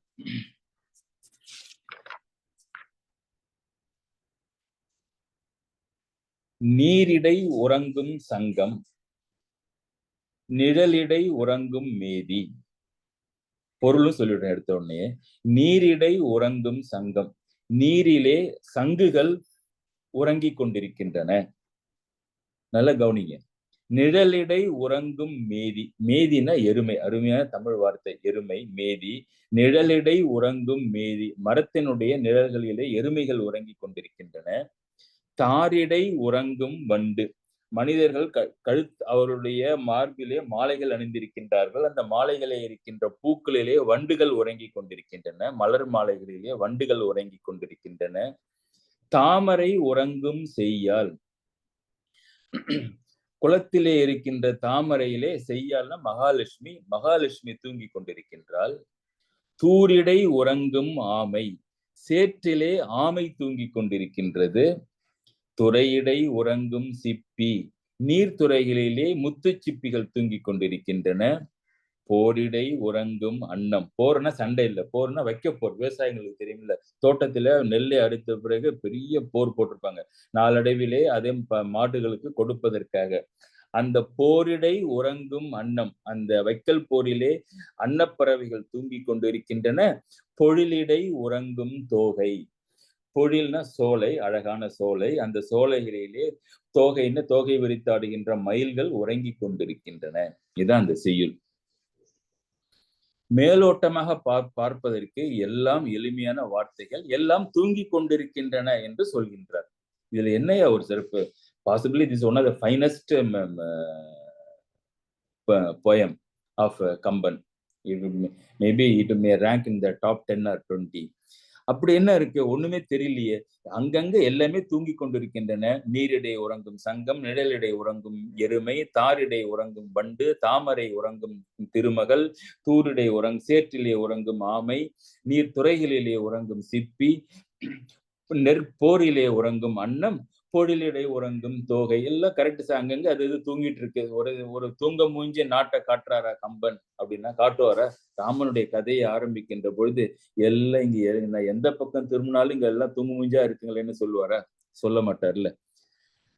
அப்ப இந்த பாட்டை படித்து விட்டு ஒரு பாடல்ல எல்லாமே எங்கெங்கே எவையெல்லாம் தூங்கி கொண்டிருக்கின்றன என்று கம்பன் சொல்லிவிட்டான் என்று சொல்லிட்டு okay what is the next அப்படின்னு போனோம்னா we are missing the entire the beauty and the benefit of the Kambaramayanam. அப்ப இதுல என்ன இருக்கின்றது என்னன்னு பார்த்தா, உறக்கம் முதல்ல எப்ப வரும்? நிம்மதியாக இருக்கின்ற ஒருவனுக்குத்தான் உறக்கம் வரும். நம்மள பலரும் இக்காலத்திலே உறங்குவதற்கு கஷ்டப்பட்டு கொண்டிருக்கின்றோம் என்றால் பல குறைகள் மனதிலே, பல கஷ்டங்கள், நிம்மதியின்மை, இவற்றாலே நாம் உறங்குவதற்கு இப்ப எல்லோரும் மாத்திரை போட்டுக்கொண்டு உறங்குகின்றோம். அவ்வாறு மாத்திரை எதுவும் தேவையில்லாமல் இவை எல்லாம் உறங்குகின்றன என்றால் அந்த நாட்டிலே நிம்மதி இருக்கின்றது என்று ஒரு பொருள். ஃபைன், அந்த நாடு நிம்மதியாக இருக்கின்றது. நாட்டிலே வசிக்கின்ற இதுல பாத்தீங்கன்னா 7 அறிவு வரைக்கும், ஓரறிவிலிருந்து தேவர்களாகிய மனிதர்கள், தேவர்கள் என்று விலங்குகள், நீர் பறவைகள், ஆமை என்று 7 அறிவும் இங்கே உறங்கிக் கொண்டிருக்கின்றன. நிறம், நிலம், நீர், நிலமும் நீரும் இருக்கின்ற சேரு, நண்டு இருக்கிறது சேரு தானே. அந்த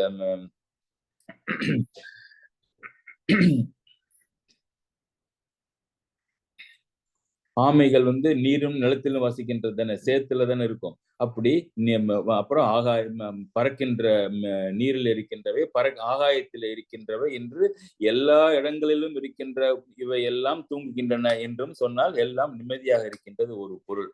அது அல்ல கருத்து, வெறும் நிம்மதி அல்ல. கம்பன் என்ன சொல்கின்றான் என்றால், நீரிடை உறங்கும் சங்குகள், நிழலிடை உறங்கும் மேதி. இந்த எருமைகள் என்ன பண்ணும்? எப்பயுமே பாத்தீங்கன்னா கிராமத்துல பாத்தீங்கன்னா ஒரு குட்டை இருக்கும், குட்டையில நீர் இருக்கும், குட்டையிலே நடுமத்திலே நின்று கொண்டு சேற்றை கலக்கி கொண்டா வெயில் தாங்காது, நல்ல எருமை தண்ணீர் தான் ஊறிக்கொண்டு நிற்கும். அவ்வாறு இல்லாமல் நிழலிடை, மரத்தினுடைய நிழல்களிலே அது சென்று தூங்கிக் கொண்டிருக்கின்றதுன்னா அதுக்கு பசி கிடையாது, நீர் தேவையில்லை, அது வசதி, அந்த இடம் நன்றாக இருக்கின்றது, அதனால அதற்கு சேரும் நீரும் தேவையில்லாமல் அது அதற்கென்று இருக்கின்ற நிழல், மரங்கள் நிறைந்த நிழலிலே போய் தூங்கிக் கொண்டிருக்க, எருமைகள் தண்ணீரில் நின்று கலக்காமல் நிழலில் தூங்கிக் கொண்டிருப்பதாலே நீருக்கு அடியிலே சென்று ஆமைகள் அந்த சேற்றிலே தூங்கிக் கொண்டிருக்கின்றன. ஆமைகள் என்ன பண்ணும்? நிலத்துக்கு நீருக்கு நடுமத்தில் இருந்துட்டு வெயிலுக்கும் போக முடியாது, நீர் உள்ளேயும் போக முடியாது, அதுக்கு தரையும் வேண்டும் என்று இப்பொழுது அந்த தரை நீருக்கு அடியிலே ஒரு டிஸ்டர்பன்ஸும் இல்லாம இருக்கிறதுனால எருமைதான் இங்க வந்துச்சு, நிழலுக்கு வந்ததுனால ஆமைகள் நீரின் அடியில் தூங்கிக் கொண்டிருக்க, ஆமைகள் இப்படி அசைவற்று தூங்கிக் கொண்டிருப்பதனாலே ஆமைகளிடமிருந்து எந்த விதமான ஆபத்தும் இல்லை என்ற காரணத்தினாலே முத்துச்சிப்பிகள் அங்கு நீரிலே தூங்கிக் கொண்டிருக்க, அடுத்து மயில்கள் என்ன பண்ணி கொண்டிருக்கின்றன? மயில்கள் வைக்கல் என்ன பண்ணும்? நார்மலா தோட்டத்திலே வைக்கப்போர் வச்சிருப்பாங்க. வைக்கல் போரிலே அந்த நெல் மணிகள் கொஞ்சம் கொஞ்சம் இருக்கும். அவற்றை எப்பயுமே கிராமத்துல பாத்தீங்கன்னா வைக்கப்போருக்கு மேலதான் இந்த மயில்கள் நின்று கொண்டு அந்த நெல் மணிகளை பொறுக்கி உண்ணும். இங்கே அந்த வைக்கல் போரிலே இருக்கும் நெல்மணிகளை பொறுக்கி திங்காமல் அந்த மயில்கள் என்ன செய்து கொண்டிருக்கின்றன? பொழிலிடை உறங்கும் தோகை. நல்ல சோலைவனத்திலே பூக்கள் நிறைந்திருக்கின்ற இடத்திலே குளிர்ச்சியான பகுதியிலே சென்று அவை தூங்கிக் கொண்டிருக்க, இப்ப வைக்கல் போர் ஃப்ரீ ஆகி விட்டதுனாலே அந்த வைக்கல் போர்களிலே அன்னப்பறவைகள் தூங்கிக் கொண்டிருக்க, கடைசியா சொன்னாரு என்ன? தாமரை உறங்கும் செய்யால். தாமரை மலரிலே அந்த செய்யால்னா மகாலட்சுமி தூங்கிக் கொண்டிருக்கின்றாள். இதுக்கு மகாலட்சுமி தூங்கணும்? யூசுவலா அவருடைய புருஷன் இருக்கிறார்ல பெருமாள். பெருமாள் தான் தூங்கு மூஞ்சி. பார்க்கடலிலே அரிதுயில் செய்து கொண்டிருக்கின்றவர்.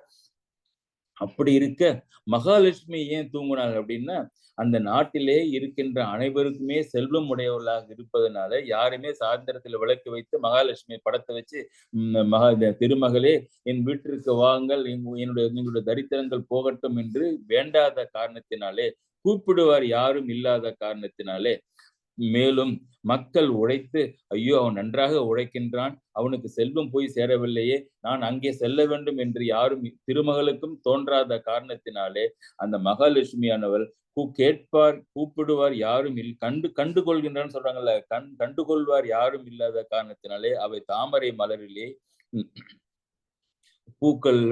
தாமரை மலரிலே உறங்கி கொண்டிருக்க, இப்ப பாருங்க, தாமரை மலரில என்ன இருக்கும்? தேன் இருக்கும்.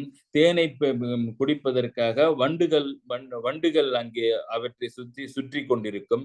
இப்பொழுது அந்த தாமரை மலரிலே அந்த திருமகளானவள் நீங்காமல் அந்த மலரிலே இருந்து விட்ட காரணத்தினாலே அந்த வண்டுகள் எல்லாம் சென்று அந்த ஊரிலே இருக்கின்ற ஆண்கள் மார்பிலே அணிந்திருக்கின்ற பூக்களில் வடிகின்ற தேனை குடித்து கொண்டு அந்த மாலைகளிலேயே வசித்து விட்டன. ஏன் அந்த மாலைகள் அசைவதில்லை என்றால், அந்த மனிதர்களுக்கும் காலையில் எழுந்தவுடன் இங்கு அங்க ஓட வேண்டும், இங்கு ஓட வேண்டும், இந்த வேலை செய்ய வேண்டும், பொருள் சம்பாதிக்க வேண்டும் என்ற எண்ணம் இல்லாமல் நிம்மதியாக செல்வந்தராக இருக்கின்ற காரணத்தினாலே அந்த மாலைகளும் அசைவதில்லை. அதனாலே அந்த அசையாத மாலையிலேயே அந்த வண்டுகளும் தங்கி அங்கே சொருகின்ற அந்த தேனை உண்டு கொண்டு அங்கேயே அவை தூங்குகின்றன என்று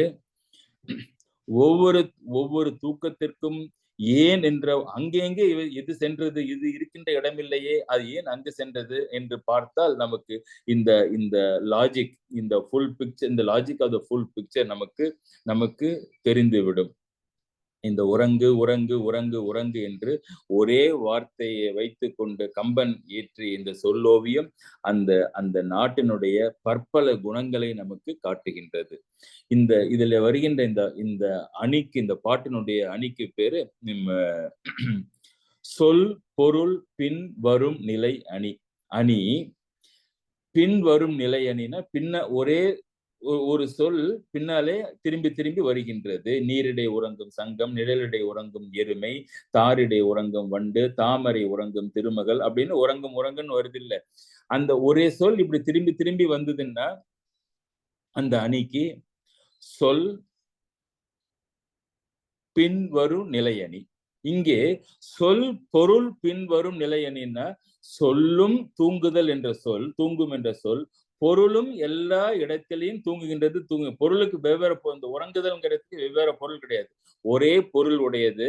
அதனாலே சொல் பொருள், சொல்லும் பொருளும் ஒரே பொருளில் ஒரே சொல் பின்னும் வருகின்ற காரணத்தினாலே சொல் பொருள் பின்வரும் நிலை அணி என்ற அணி இலக்கணத்திலே கம்பன் இந்த பாட்டை பாடி நம்ம எல்லாம் ஏமாற்ற பார்த்தான்.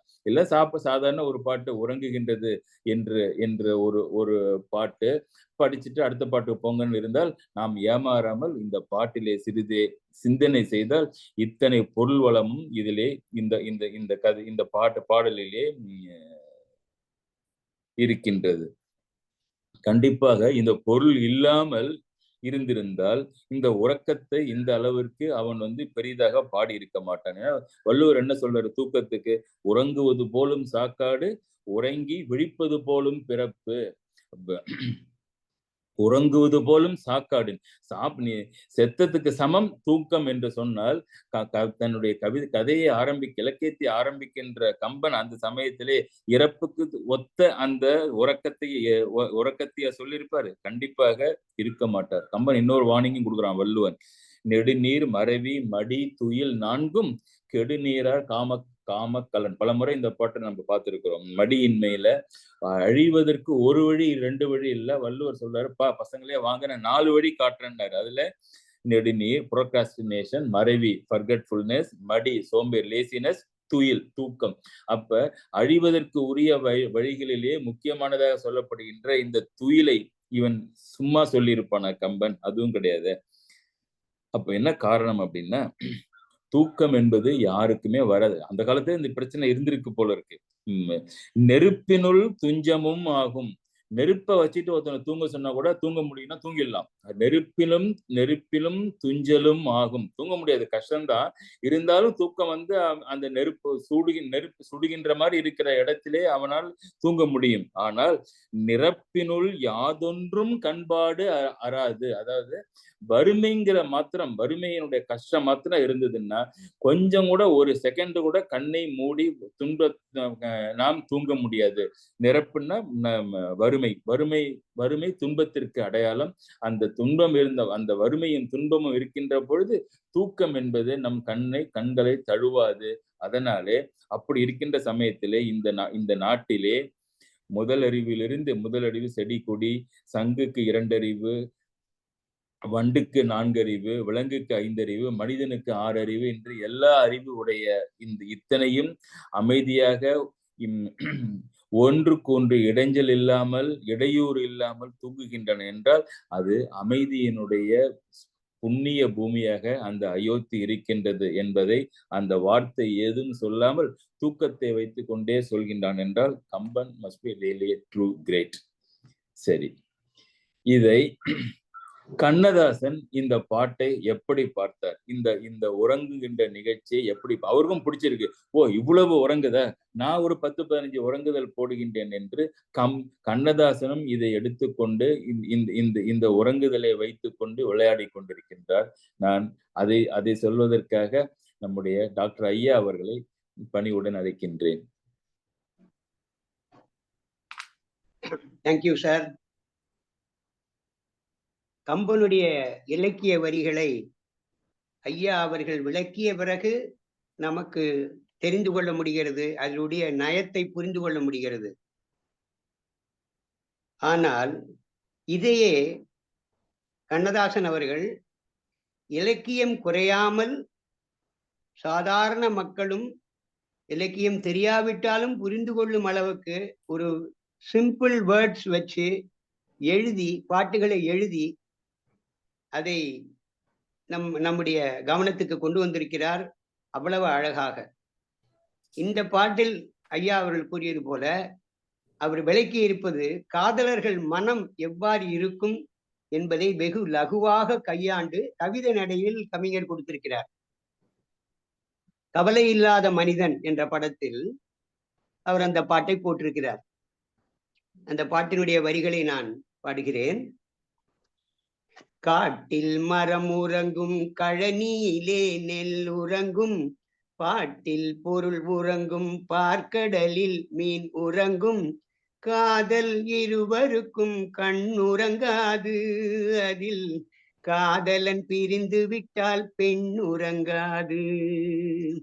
காட்டில் மரம் உறங்கும், கழனியிலே நெல் உறங்கும், பாட்டில் பொருள் உறங்கும், பார்க்கடலில் மீன் உறங்கும், காதல் இருவருக்கும் கண் உறங்காது, அதில் காதலன் பிரிந்து விட்டால் பெண் உறங்காது.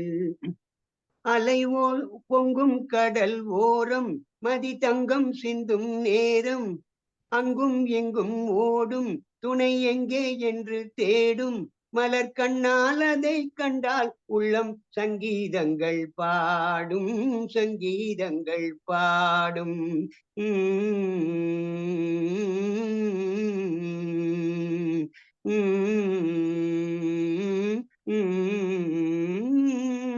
நல்ல சுகம் கூடும், நாடகம் ஆடும், காட்டில் மரம் உறங்கும், கழனியிலே நெல் உறங்கும், பாட்டில் பொருள் உறங்கும், பார்க்கடலில் மீன் உறங்கும், காதலர் இருவருக்கும் கண் உறங்காது, அதில் காதலன் பிரிந்து விட்டால் பெண் உறங்காது. வளர்காலம் செல்லும் வேகம் அதில் காதல் மாறும் போதும் மானம் என்னும் செல்வம் பெண் வாழ்வில் நின்று காட்டும். ஒன்றே உள்ளம் என்றும் அது ஒன்றாய் நின்று வாழும், ஒன்றாய் நின்று வாழும்.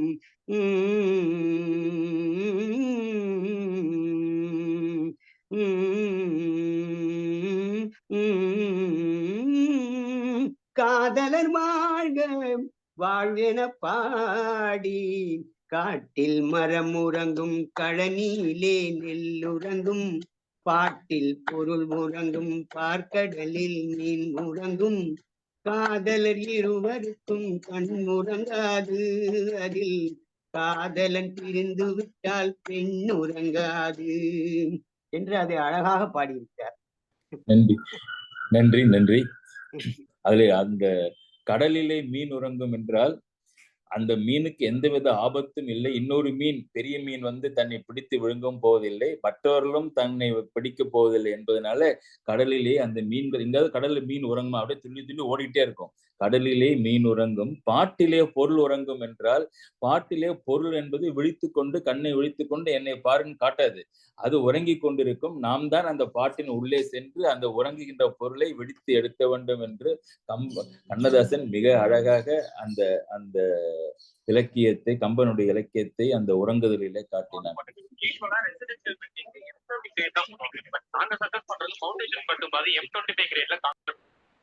கடைசியாக இன்னும் ஒரு கம்பன் பாட்டுடன் இந்த நிகழ்ச்சி, இன்றைய நிகழ்ச்சியை பூர்த்தி செய்வோம். இதுவும் பாலகாண்டம் தான். பாணலாம் கண்கள் ஆட, பவளவாய் முறுவலாட, பீன வெம்முலையின் இட்ட பெருவிலை ஆரமாட, தேன் முரன்று அலகத்து ஆட, திருமணி குழைகள் ஆட, வானவர் மகளிர் ஆடும் வாசம் நாறு ஊசல் கண்டார். பாணலாம் கண்கள் ஆட.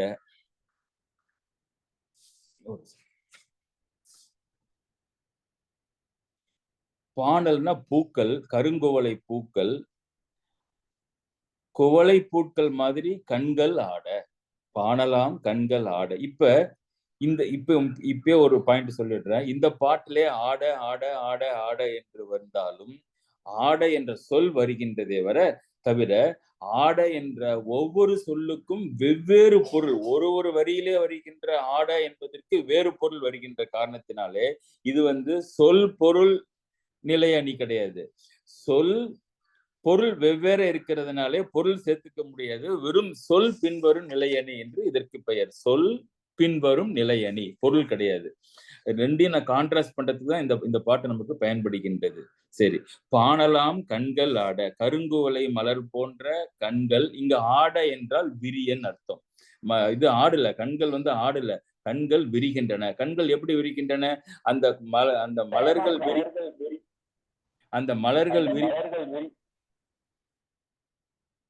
மலர்கள் விரிகின்ற மாதிரி அந்த கண்கள் விரிய. பவளவாய் முறுவல் ஆட, பவளம் போன்ற அந்த உதடுகளை உடைய வாயில் புன்சிரிப்பு தோன்ற. இது இந்த ஆடைக்கு தோன்றன்னு பொருள். சரி, பீன வெம் முலையின் இட்ட பெருவிலை ஆரம் ஆட, அந்த பெண்ணினுடைய பெரிய மார்புகளிலே இடப்பட்ட விலை மதிப்பு அற்ற பொன் முத்து ஆரங்கள் ஆட. ஆடன்னா அசை. அந்த பெண் அசைகின்ற பொழுது அவளுடைய மார்பு அசைய, அதில் இருக்கின்ற அந்த அணிகள் அசைய. தேன் முரன்று அலகத்து ஆட, தேன் முரன்று அலகத்துனா முடி, பெண்கள் தலையிலே இருக்கின்ற முடி. அந்த முடியிலே பூக்கள் இருக்கின்றன. அந்த பூக்களிலே தேன்கள் வழிந்து கொண்டிருக்கின்றன. அந்த அந்த அந்த அந்த தேனை, வழிந்து கொண்டிருக்கின்ற தேனை தேனீக்கள் சுற்றி கொண்டு அதை உண்டு கொண்டிருக்கின்றன. அந்த மாதிரி அந்த தலை மயிர்கள் அசைய, தேன் முரன்று அலகத்து வட்டமிட தேன் முரன்று அந்த அந்த கூந்தலிலே இருக்கின்ற பூக்களில் இருக்கின்ற தேனை அந்த தேனீக்கள் வட்டமிட, திருமணி குழைகள் ஆட. குழைகள் என்றால் காதிலே பூட்டப்படுகின்ற, காதிலே தொங்க விடுக்கின்ற பெண்களுடைய அணிகலன், காதிலே இருக்கிற தோடுன்னு வச்சுங்களேன். அது தொங்கி அசைய, வானவர் மகளிர் ஆடும் வாசம் நறு ஊசல் கண்டார். வானவ மகளிர்கள் ஊசலாடுகின்ற பொழுது வாசம் எப்படி வரும் அப்படின்னா, அவர்கள் தேவலோகத்து பூக்களை எல்லாம் தலையிலே சூடி இருக்கின்றார்கள். அது மாத்திரம் அல்லாமல் அந்த பூக்களை அந்த ஊஞ்சல் கம்பிகளில் எல்லாம் கட்டி வைத்திருக்கின்றார்கள். அதனால அந்த ஊஞ்சலை பார்க்கின்ற பொழுது அந்த நறுமண வாசத்தை கண்டார்கள். வானவர் மகளிர் ஆடும் வாசம் நாறு ஊசல் கண்டார். அப்படி ஆட ஆட என்ற ஒரு வார்த்தையை பல பொருள்களிலே சொல்கின்ற இந்த பாடல் சொல் பின்வரும் நிலையணி. பாணலாம் கண்களாட பவளவாய் முறுவலாட பீன வெம் முளையினிட்ட பெருவிலை ஆரமாட தேன் முரன்று அழகத்து ஆட திருமணி குடைகளாட வானவர் மகளிர் ஆடும் வாசம் நாறு ஊசல் கண்டார். எத்தனை ஆடு பாருங்க அந்த 4 வரியில. இத்தனை ஆட போட முடியுமா அப்படின்னா கவலைப்படாதீங்க. ஒரு வரியிலேயே நம்ம எத்தனை ஆடல்களை போடுறேன்னு சொல்லி ஒரு ஆடல் பாட்டை கண்ணதாசன் இதை அப்படியே பார்த்து நமக்கு இதுல இருக்கிற சுச்சுவேஷன் அத்தனையும் அதுல சொல்லி இன்னும் எக்ஸ்ட்ராவும் சொல்லி இருக்கின்றார் கண்ணதாசன். அதை நம்முடைய டாக்டர் ஐயா அவர்கள் விளக்குவார். Thank you sir. இந்த கம்பனுடைய பாடலை கண்ணதாசன் அவர்கள் பெரிய இடத்து பெண் என்ற படத்தில், அதில் எம்ஜிஆர், சரோஜா தேவி, மணிமாலா, ஜோதி லட்சுமின்னு ஆக்ட் பண்ணியிருக்காங்க. இந்த கம்பனுடைய பாடலை நாம் அனைவரும் ரசிக்கும்படியாக, பாமரனும் மகிழ்ச்சியாக ரசிக்கும் வகையில் கண்ணதாசன் அமைச்சிருக்கிறார். இது ஒரு கிராம சூழ்நிலையில் நம் நாட்டின் பாரம்பரியம், கலாச்சாரம் அதுவும் குறையாமல் 2 பெண்கள் நதியில் நடனமாடும்படி, அந்த நடனத்தில் வெட்கம், நாணம், மடம், பயிர்ப்பு இவைகள் அடங்கிய அனைத்தும் கலவையாகவே அந்த பாட்டு அமைந்திருக்கிறது. ஒரு விவசாய கிராமப்புற சூழ்நிலையில் எல்லாருக்கும் தெரிந்த பாட்டு, ரொம்ப காமன் பாப்புலர் சாங். கட்டோடு குழலாட ஆட ஆட கண்ணென்ற மீனாட ஆட ஆட பொட்டோடு நகையாட ஆட ஆட கொண்டாடும் மயிலே நீயாடு. கட்டோடு குழலாட ஆட ஆட கண்ணின்ற மீனாட ஆட ஆட பாவாடை காத்தோடு ஆட ஆட காலோடு கால் பின்னி ஆட ஆட கள்ளுண்ட வண்டாக ஆடு. கட்டோடு குழலாட ஆட ஆட கண்ணென்ற மீனாட ஆட ஆட முதிராத நெல்லாக ஆட ஆட முளைக்காத சொல்லாட ஆட ஆட முதிராத மலராக ஆட சதிராடு தமிழேனி ஆடு. கட்டோடு குழலாட ஆட ஆட கண்ணின்ற மீனாட ஆட ஆட தென்னை மரத்தோப்பாட தேவார பாட்டாட புன்னை மர பூச்சொரிய சின்னவளை நீயாடு. கண்டாங்கி முன்னாட கன்னிமனம் பின்னாட கண்டு கண்டு நானாட செண்டாக நீயாடு செண்டாக நீயாடு. கட்டோடு குழலாட ஆட ஆட கண்ணென்ற மீனாட ஆட ஆட பச்சரிசி பல்லாட பம்பரத்து நாவாட மச்சானின் மனமாட வட்டமிட்டு நீயாடு. வள்ளி மனம் நீராட தில்லை மனம் போராட 2 பக்கம் நானாட சொந்தமே நீயாடு சொந்தமே நீயாடு கட்டோடு குழலாடாட ஆட கண்ணின்ற மீனாடாட ஆட. சூப்பர் ஐயா. நீங்க அப்படின்னு அவரு சொல்லுங்க. நிறைய ஆட்டங்கள் போட்டிருக்காரு அதுல.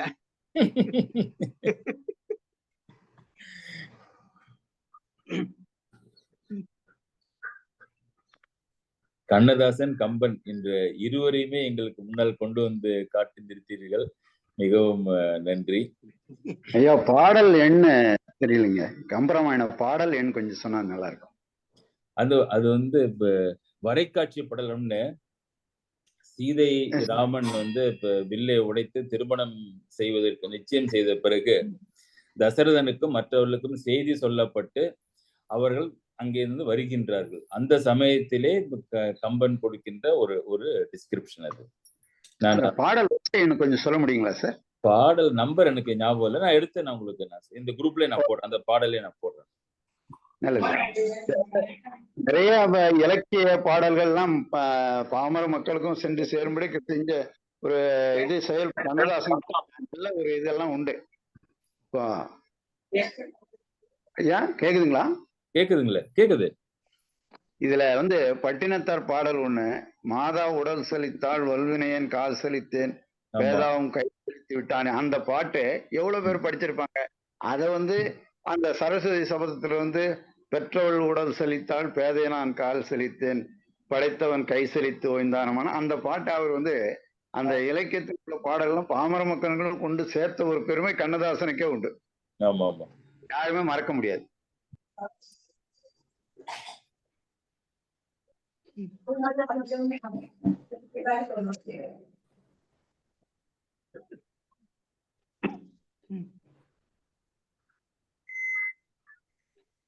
கண்ணதாசன் காமராஜருடைய அம்மாவை ஒரு தடவை விருதுநகர்ல பார்த்தாராம்.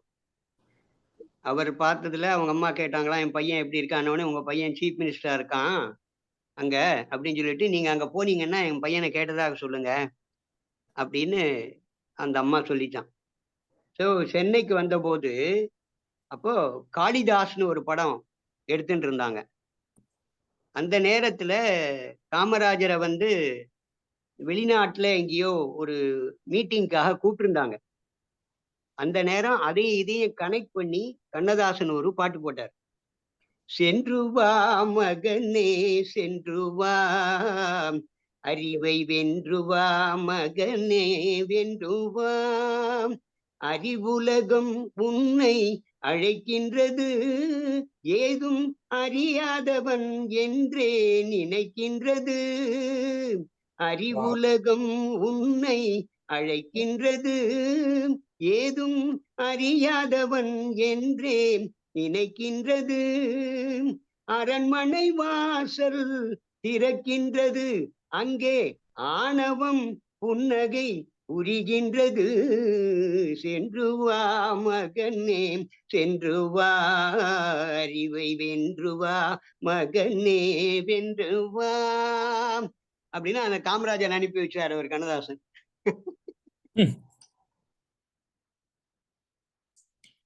ஐயா இந்த பாணலாம் கண்களோட பாட்டு நம்பர் கேட்டாங்க, அது 939. கம்பராமாயணம் வந்து ஒரு புத்தகத்திலையும் வெவ்வேறு நம்பர் இருக்குன்னா நிறைய இடைச்செருகள் சேர்த்திருப்பாங்க, இல்லாம சில பேர் கட் பண்ணியிருக்கோம். இந்த நான் வச்சிருக்கிற இந்த புக்கு வந்து உவே சாமிநாத ஐயருடைய நூல் நிலையம் பப்ளிஷ் பண்ணது. அந்த 939 பாலகாண்டம் வரைக்காட்சி படலம் 939. வேற பப்ளிகேஷன்ல ஒரு சில நம்பர் முன்ன பின்ன இருக்கும்.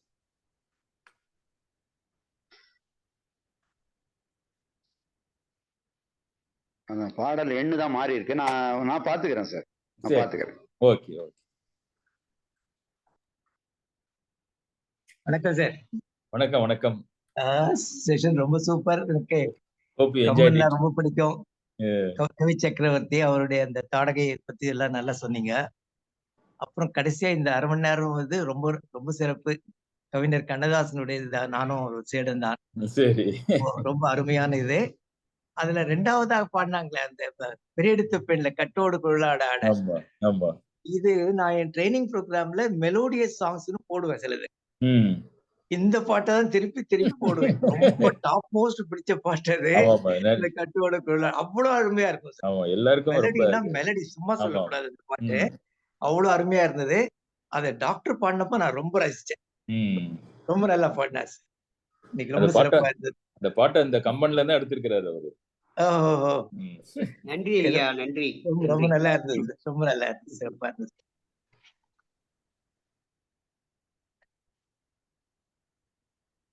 வணக்கம் ஐயா. இன்னைக்கு பிரமாதமான நிகழ்ச்சி. இன்னைக்கு கம்பன் வந்து தாடகை வந்து எப்படி குறிஞ்சி நிலத்தை அழித்தாள், எப்படி அழித்தாள்னா உலோபம் எப்படி ஒரு மனிதனின் எல்லா நல்ல விஷயங்களையும் அழித்து விடுகிறதோ அந்த மாதிரி அழித்தாள். உலோபம் தான் வந்து தலை தூக்கி நிற்கும். அந்த ஒரு குணம் வந்துவிட்டால் அதுதான் தலை தூக்கி நிற்கும். எல்லா நல்ல குணங்களும் அழிந்துவிடும் அப்படிங்கிற அந்த ஒரு அருமையான ஒரு விஷயத்த அதுக்கு நீங்க ஒரு வார்த்தை சொன்னீருக்கு, அதை நான் தவற விட்டு விட்டேன். ஒரு ஆசிரியர் பேசிக்கொண்டே அவருடைய கதை நிரலாக பேசிக்கொண்டே வரும்போது நடுவில் ஒரு டைம் எடுத்துக்கிறார் ஒரு விஷயத்த வந்து அந்த வாசகத்துக்கு கடத்துறதுக்காக. அதுக்கு ஒரு வார்த்தை சொன்னீர்கள். அந்த வார்த்தை ஒபிட்டர் டிக்டா. ஸ்பெல்லிங் வந்து OBITER ஒபிட்டர் டிக்டா. டிக்டானா டிக்டேஷன். DICTA. ஒபிட்டர் டிக்டா. செட் இன் பாசிங். அது இங்கிலீஷ் மீனிங் சூப்பர். செட் இன் பாசிங். இது சொல்றதுக்கு நான் வரல.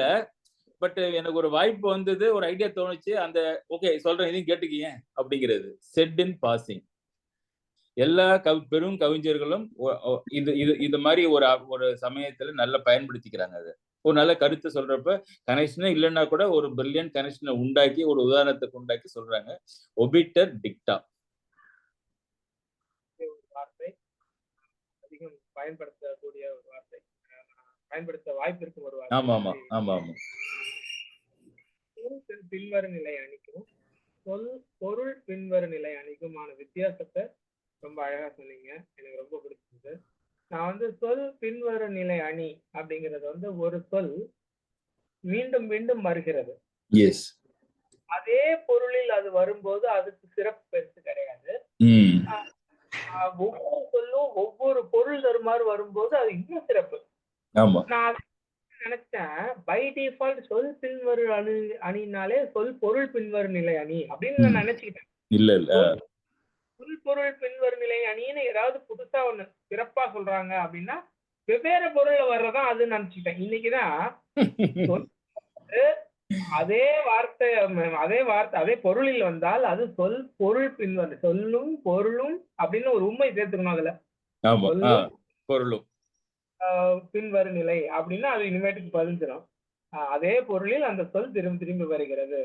அந்த விதத்துல இரண்டு சொல் பொருள் பின்வரு நிலையை அணி வார்த்தைகளை உதாரணமாக்கினீர்கள். ஒன்று வந்து கம்பன் ரொம்ப அழகா வந்து ஆடுவதுன்ற அந்த ஆட, இன்னொன்று உறக்கம் அப்படிங்கிற அந்த ஒரு இரண்டு சொற்கள் கம்பனும் கவியரசும் பாடின பாடல்கள். புதுமையான முயற்சிக்கு முதலில் தாழ்வான பணிவான வணக்கங்கள். ஏன்னா ரொம்ப அழகா இருந்துச்சு. இந்த மாதிரி தேடி பிடிக்கிறதே கஷ்டம். போற போக்குல வந்து ஒபிட்டர் இட்டா மாதிரி நம்ம இன்னொருத்தர் பேர் எனக்கு சரியா ரெஜிஸ்டர் ஆகல, ஐயா வந்து இன்னொரு ஞானி இந்த மாதிரி ஒரு பாட்டை பாடியிருக்காரு. அந்த பாட்டுல இருக்கிற அந்த வார்த்தையை வந்து அப்படியே கம்பன் வந்து பாமரர்களுக்காக யூஸ் பண்ணலான்னு சொல்லி சொன்னாங்க. அதனால எத்தனை எண்ண கிளர்ச்சிகளை அது வந்து உண்டு பண்ணுது பாருங்க. ஒரு அணி எத்தனை வந்து எண்ணத்தை கிளர்த்துகிறது. ரொம்ப ரொம்ப அருமையான பாட்டுக்கள். எனக்கு இந்த உறக்கத்துல வந்து தாமரையில் திருமகள் உறங்குகிறாள்ன்ற அந்த ஒரு விஷயம் ரொம்ப பிடிச்சிருக்கு. மற்ற விஷயங்கள் எனக்கு தெரிஞ்சு மற்ற இடத்துல பார்த்துருக்கோம் நம்ம. அந்த வண்டு ஆர்க்கும் அந்த குழல் அந்த மாலையில வந்து அது உறங்குகிறது தேன் குடித்து விட்டுங்கிறதோ இல்ல மற்ற விஷயங்களோ எனக்கு வந்து ரொம்ப பெருசா ஓகே அதெல்லாம் நம்ம கேள்விப்பட்டிருக்கோம் அந்த மாதிரி விஷயங்களை.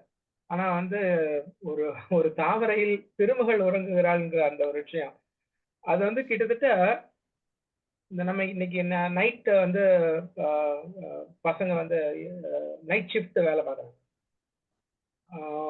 நல்லா உறங்கி ஒரு பாடி சவுண்ட் மெயின்டைன் வர வேண்டிய நம்மளுடைய இளைஞர்கள் அவங்க வாழ்க்கையை எப்படி கருத்துக்கிறாங்கன்ற நம்ம பார்க்குறோம். நைட் ஷிஃப்ட்லாம் ஒர்க் பண்ணி கேளிக்கைகளில் ஈடுபடுத்தி கொண்டு அப்போ இந்த ராமராஜ்யத்துல எப்படி இருந்துச்சுன்னு அவர் பாடுறது வந்து எனக்கு அவ்வளோ சந்தோஷமா இருந்துச்சு. அதை கேட்கறதுக்கே அவ்வளோ சந்தோஷமா இருக்கு. அந்த மாதிரி விஷயங்கள் வந்து மறுபடியும் கட்டாயம் வரணும் அப்படின்னு ஆண்டவன் வேண்டிக்கிட்டேன். அதே மாதிரி இதுக்கு ஈக்குவலண்டா நீங்க கவியரசு பாடினதுல நான் அப்படியே ஆடி போயிட்டேன்.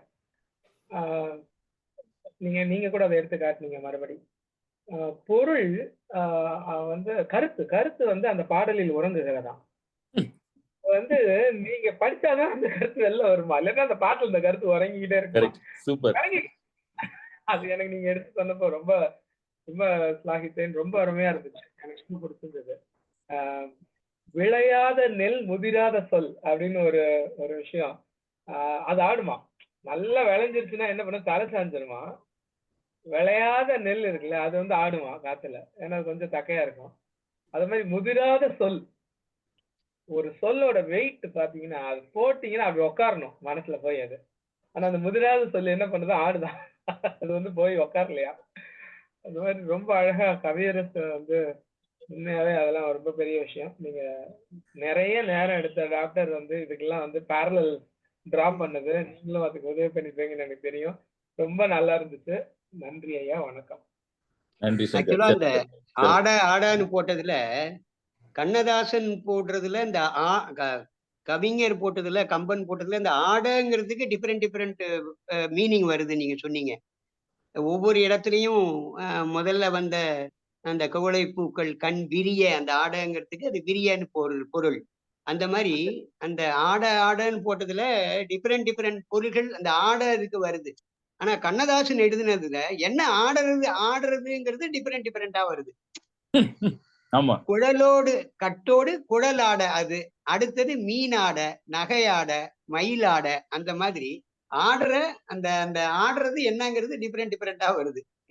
அதுல சப்ஜெக்ட் வெவ்வேறு சப்ஜெக்ட். அதான் அதான்.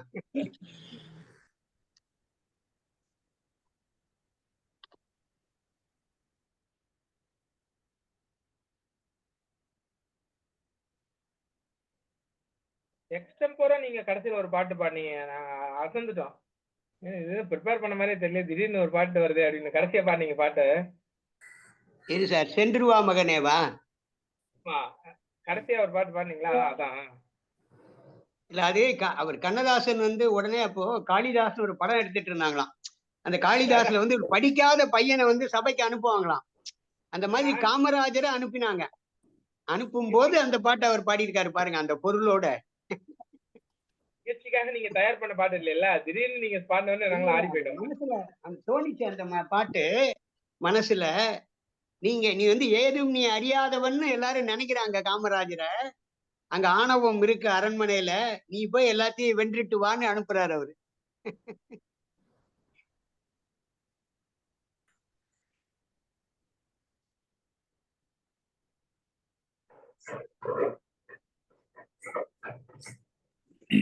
ஹலோ சார், வணக்கம். வணக்கம் வணக்கம். இங்க ஆசிரியருடைய மாணவரை காணும். ஆமா, எல்லாம் நீங்க பேசிட்டு இருக்கவே இருந்தேன். அதான் திடீர்னு ஒரு சர்ப்ரைஸ் சொன்னீங்க, அதுலயும் ஒரு சர்ப்ரைஸ் கொடுத்துட்டாரு. ஆமா, அருமையா இருந்தது. எங்களுக்கு வந்து எல்லாமே ஒரு ட்ரீட் தான். நீங்க special treat on Sunday. Thank you very much. Thanks.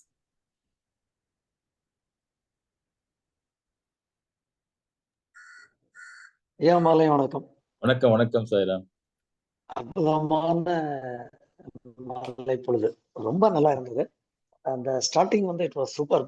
குடிக்கும் கோனுக்கும் ஒரே நீதி அப்படின்னு சொன்னதுலயே மனசு எங்கேயோ ஆரம்பிச்சிருச்சு இல்லையா? அந்த ஒரு காலம் வருமா, அது ஒண்ணு. அதே மாதிரி குடிகளால் மட்டுமே அக்காலத்திலும் கூட மன்னர்கள் மன்னன் ஆனார்கள் அப்படிங்கிறது தான் அந்த கருத்தோட மேக்சிமம் எம்பசிஸ் அப்படின்னு நினைக்கிறேன்.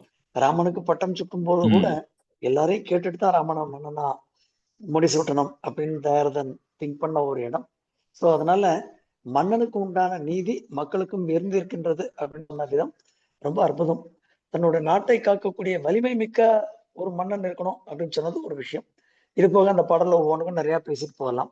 ஆனா டாக்டர் ஐயா பாடின பாட்டுக்கு காற்று ஆடாமல் அசையாமல் நின்றே போனது இன்றைய மாலை பொழுதுல.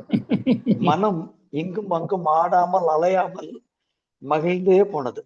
செவிகள் மட்டுமே ஏனோ மேலும் கீழும் வடக்கிலும் தெற்கிலுமாய் ஆடி இதை இன்னும் அதிக அளவிலே ரசிக்க முடியுமா என்று ஆடி ஆடி ரசித்து பார்த்தது. குதூகலத்தின் உச்சியிலே நான் டாக்டர் ஐயா அவர்களின் நன்றி பாடங்களுக்கு ஐயா. என்னுடைய நீங்க பேச்சிலேயே வணக்கங்கள். வேகமா போய் எல்லாரையும் ஆட வச்சிருந்தீங்களே பேசும்போது. அற்புதமான ஒரு அற்புதமான பாடல் டாக்டர் ஐயா. எதிர்பாராத ஒரு விருந்துன்னு சொல்றேன் நான் இன்னைக்கு. அற்புதமா அனைவரையும் கண்ணதாசன் ஆட வைத்து பார்த்தார்கள் என்றால் ஆடாமல் அசையாமல் அமர வைத்து பார்த்து ரசிக்க செய்த உங்களுக்கு மீண்டும் ஒரு முறை என்னுடைய வணக்கங்கள். இன்னும் நிறைய சொல்லலாம் இந்த பாடல்கள் பத்தி. அதான் டாக்டர் இல்லையா, மனதை அமைதிப்படுத்தி ஒரு ஒரு மகிழ்ச்சியை உண்டாக்கிய ஒரு டாக்டர்னு சொல்லுவேன் நான் இன்னைக்கு. டைம் போயிட்டு இருக்கு, நிறைய பேர் சொல்லுவாங்கன்னு எதிர்பார்க்கிறேன், அதனால இதோட நிறுத்திக்கிறேன். அற்புதமான மாலை. வணக்கம் டாக்டர். நன்றி. நீங்க தமிழ்ல விருந்துன்னு சொன்னதான் டாக்டர் குமார் வந்து ட்ரீட்னாரு. எனக்கு என்ன கொஞ்சம் பயம்னா இனிமே வந்து புகழாரம் பூரா டாக்டர்கிட்ட போயிடும். அதாவது என்றுமே நான் உங்களுக்கு சிஷ்யன் சார். என்றுமே உங்கள் சிஷ்யன் நான். சொன்னபடி ஆசிரியர் ஐயாவுக்கு ஒண்ணு மட்டும் சொல்லணும் அப்படின்னு ஆசைப்பட்டேன். எப்படின்னாக்க ராமாயணத்தை படித்த ஆசிரியர் இல்லையா, கோனுக்கும் குடிக்கும் ஒரே நீதி அப்படின்னு அந்த காலத்துல எப்படி ராமன் தானோ அந்த மாதிரி நீங்க ஒரு கோணா இருந்து இந்த இலக்கியம் சொல்றதுனால குடிகளாய் மாணாக்கர்களாய் இருக்கக்கூடிய என்னை போன்ற அப்ரண்டிஸ் கூட இன்னைக்கு லேசா பேசணும்னு ஆசைப்படுறோம். இது வந்து உங்களுடைய பெருமை தானே தவிர வேற ஒண்ணுமே கிடையாது இதுல.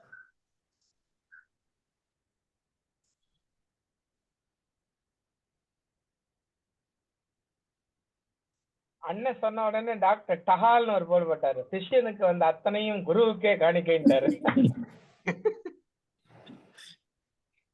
இங்க இருக்கிற எல்லாருமே ஒவ்வொருவரும் ஒவ்வொரு விதத்துல டேலண்டட் தான். சங்கர் சார், அது ஆத்மார்த்தமான உண்மை. அது சாமி நீங்க சொல்லியா தெரியும், நாங்க எல்லாம் உங்ககிட்ட இருந்து கத்துக்கிறோம்.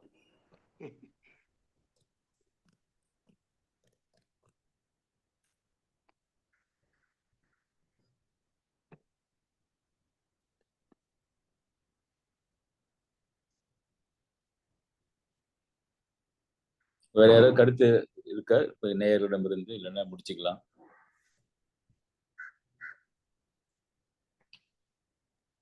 அடுத்த வாரம் அறிவிப்பு இருக்காங்கயா? அடுத்த வாரம் இதே ஃபார்முலா தான். கம்பன் புகழாரம், அடுத்தது பாலகாண்டம் தொடர்ந்த கதை,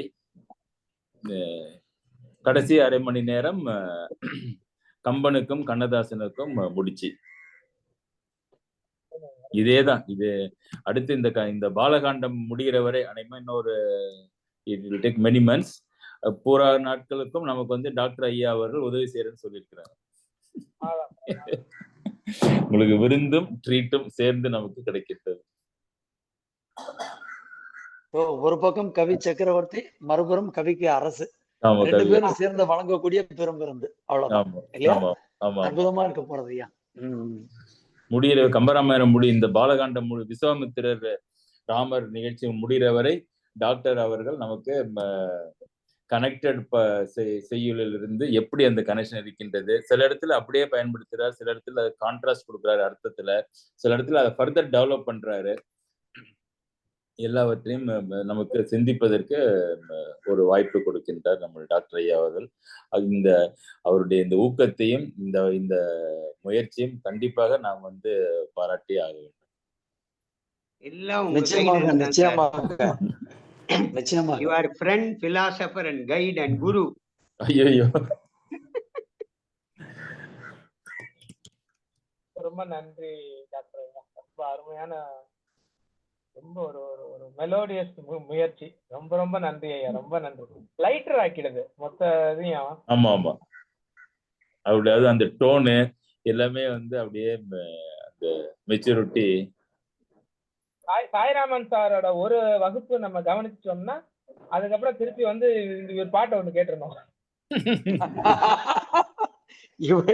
இப்படி தாக்க கூடாது.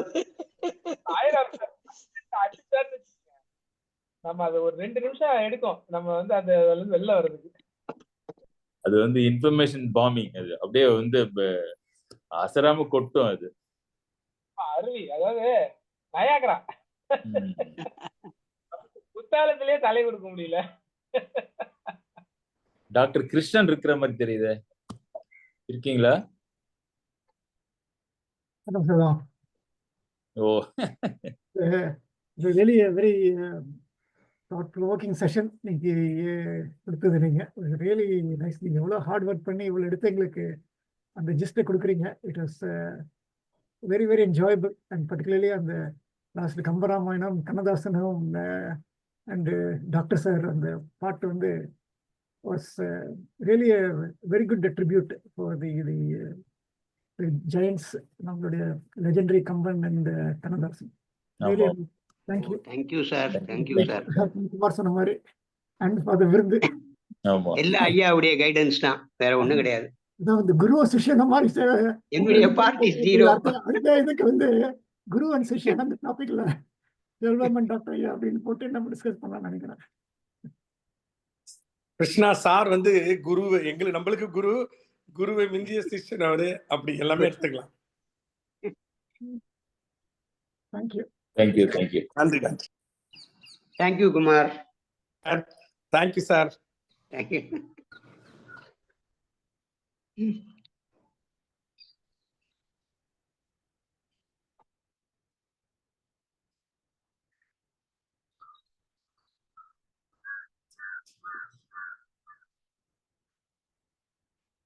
Shall we close down for the day?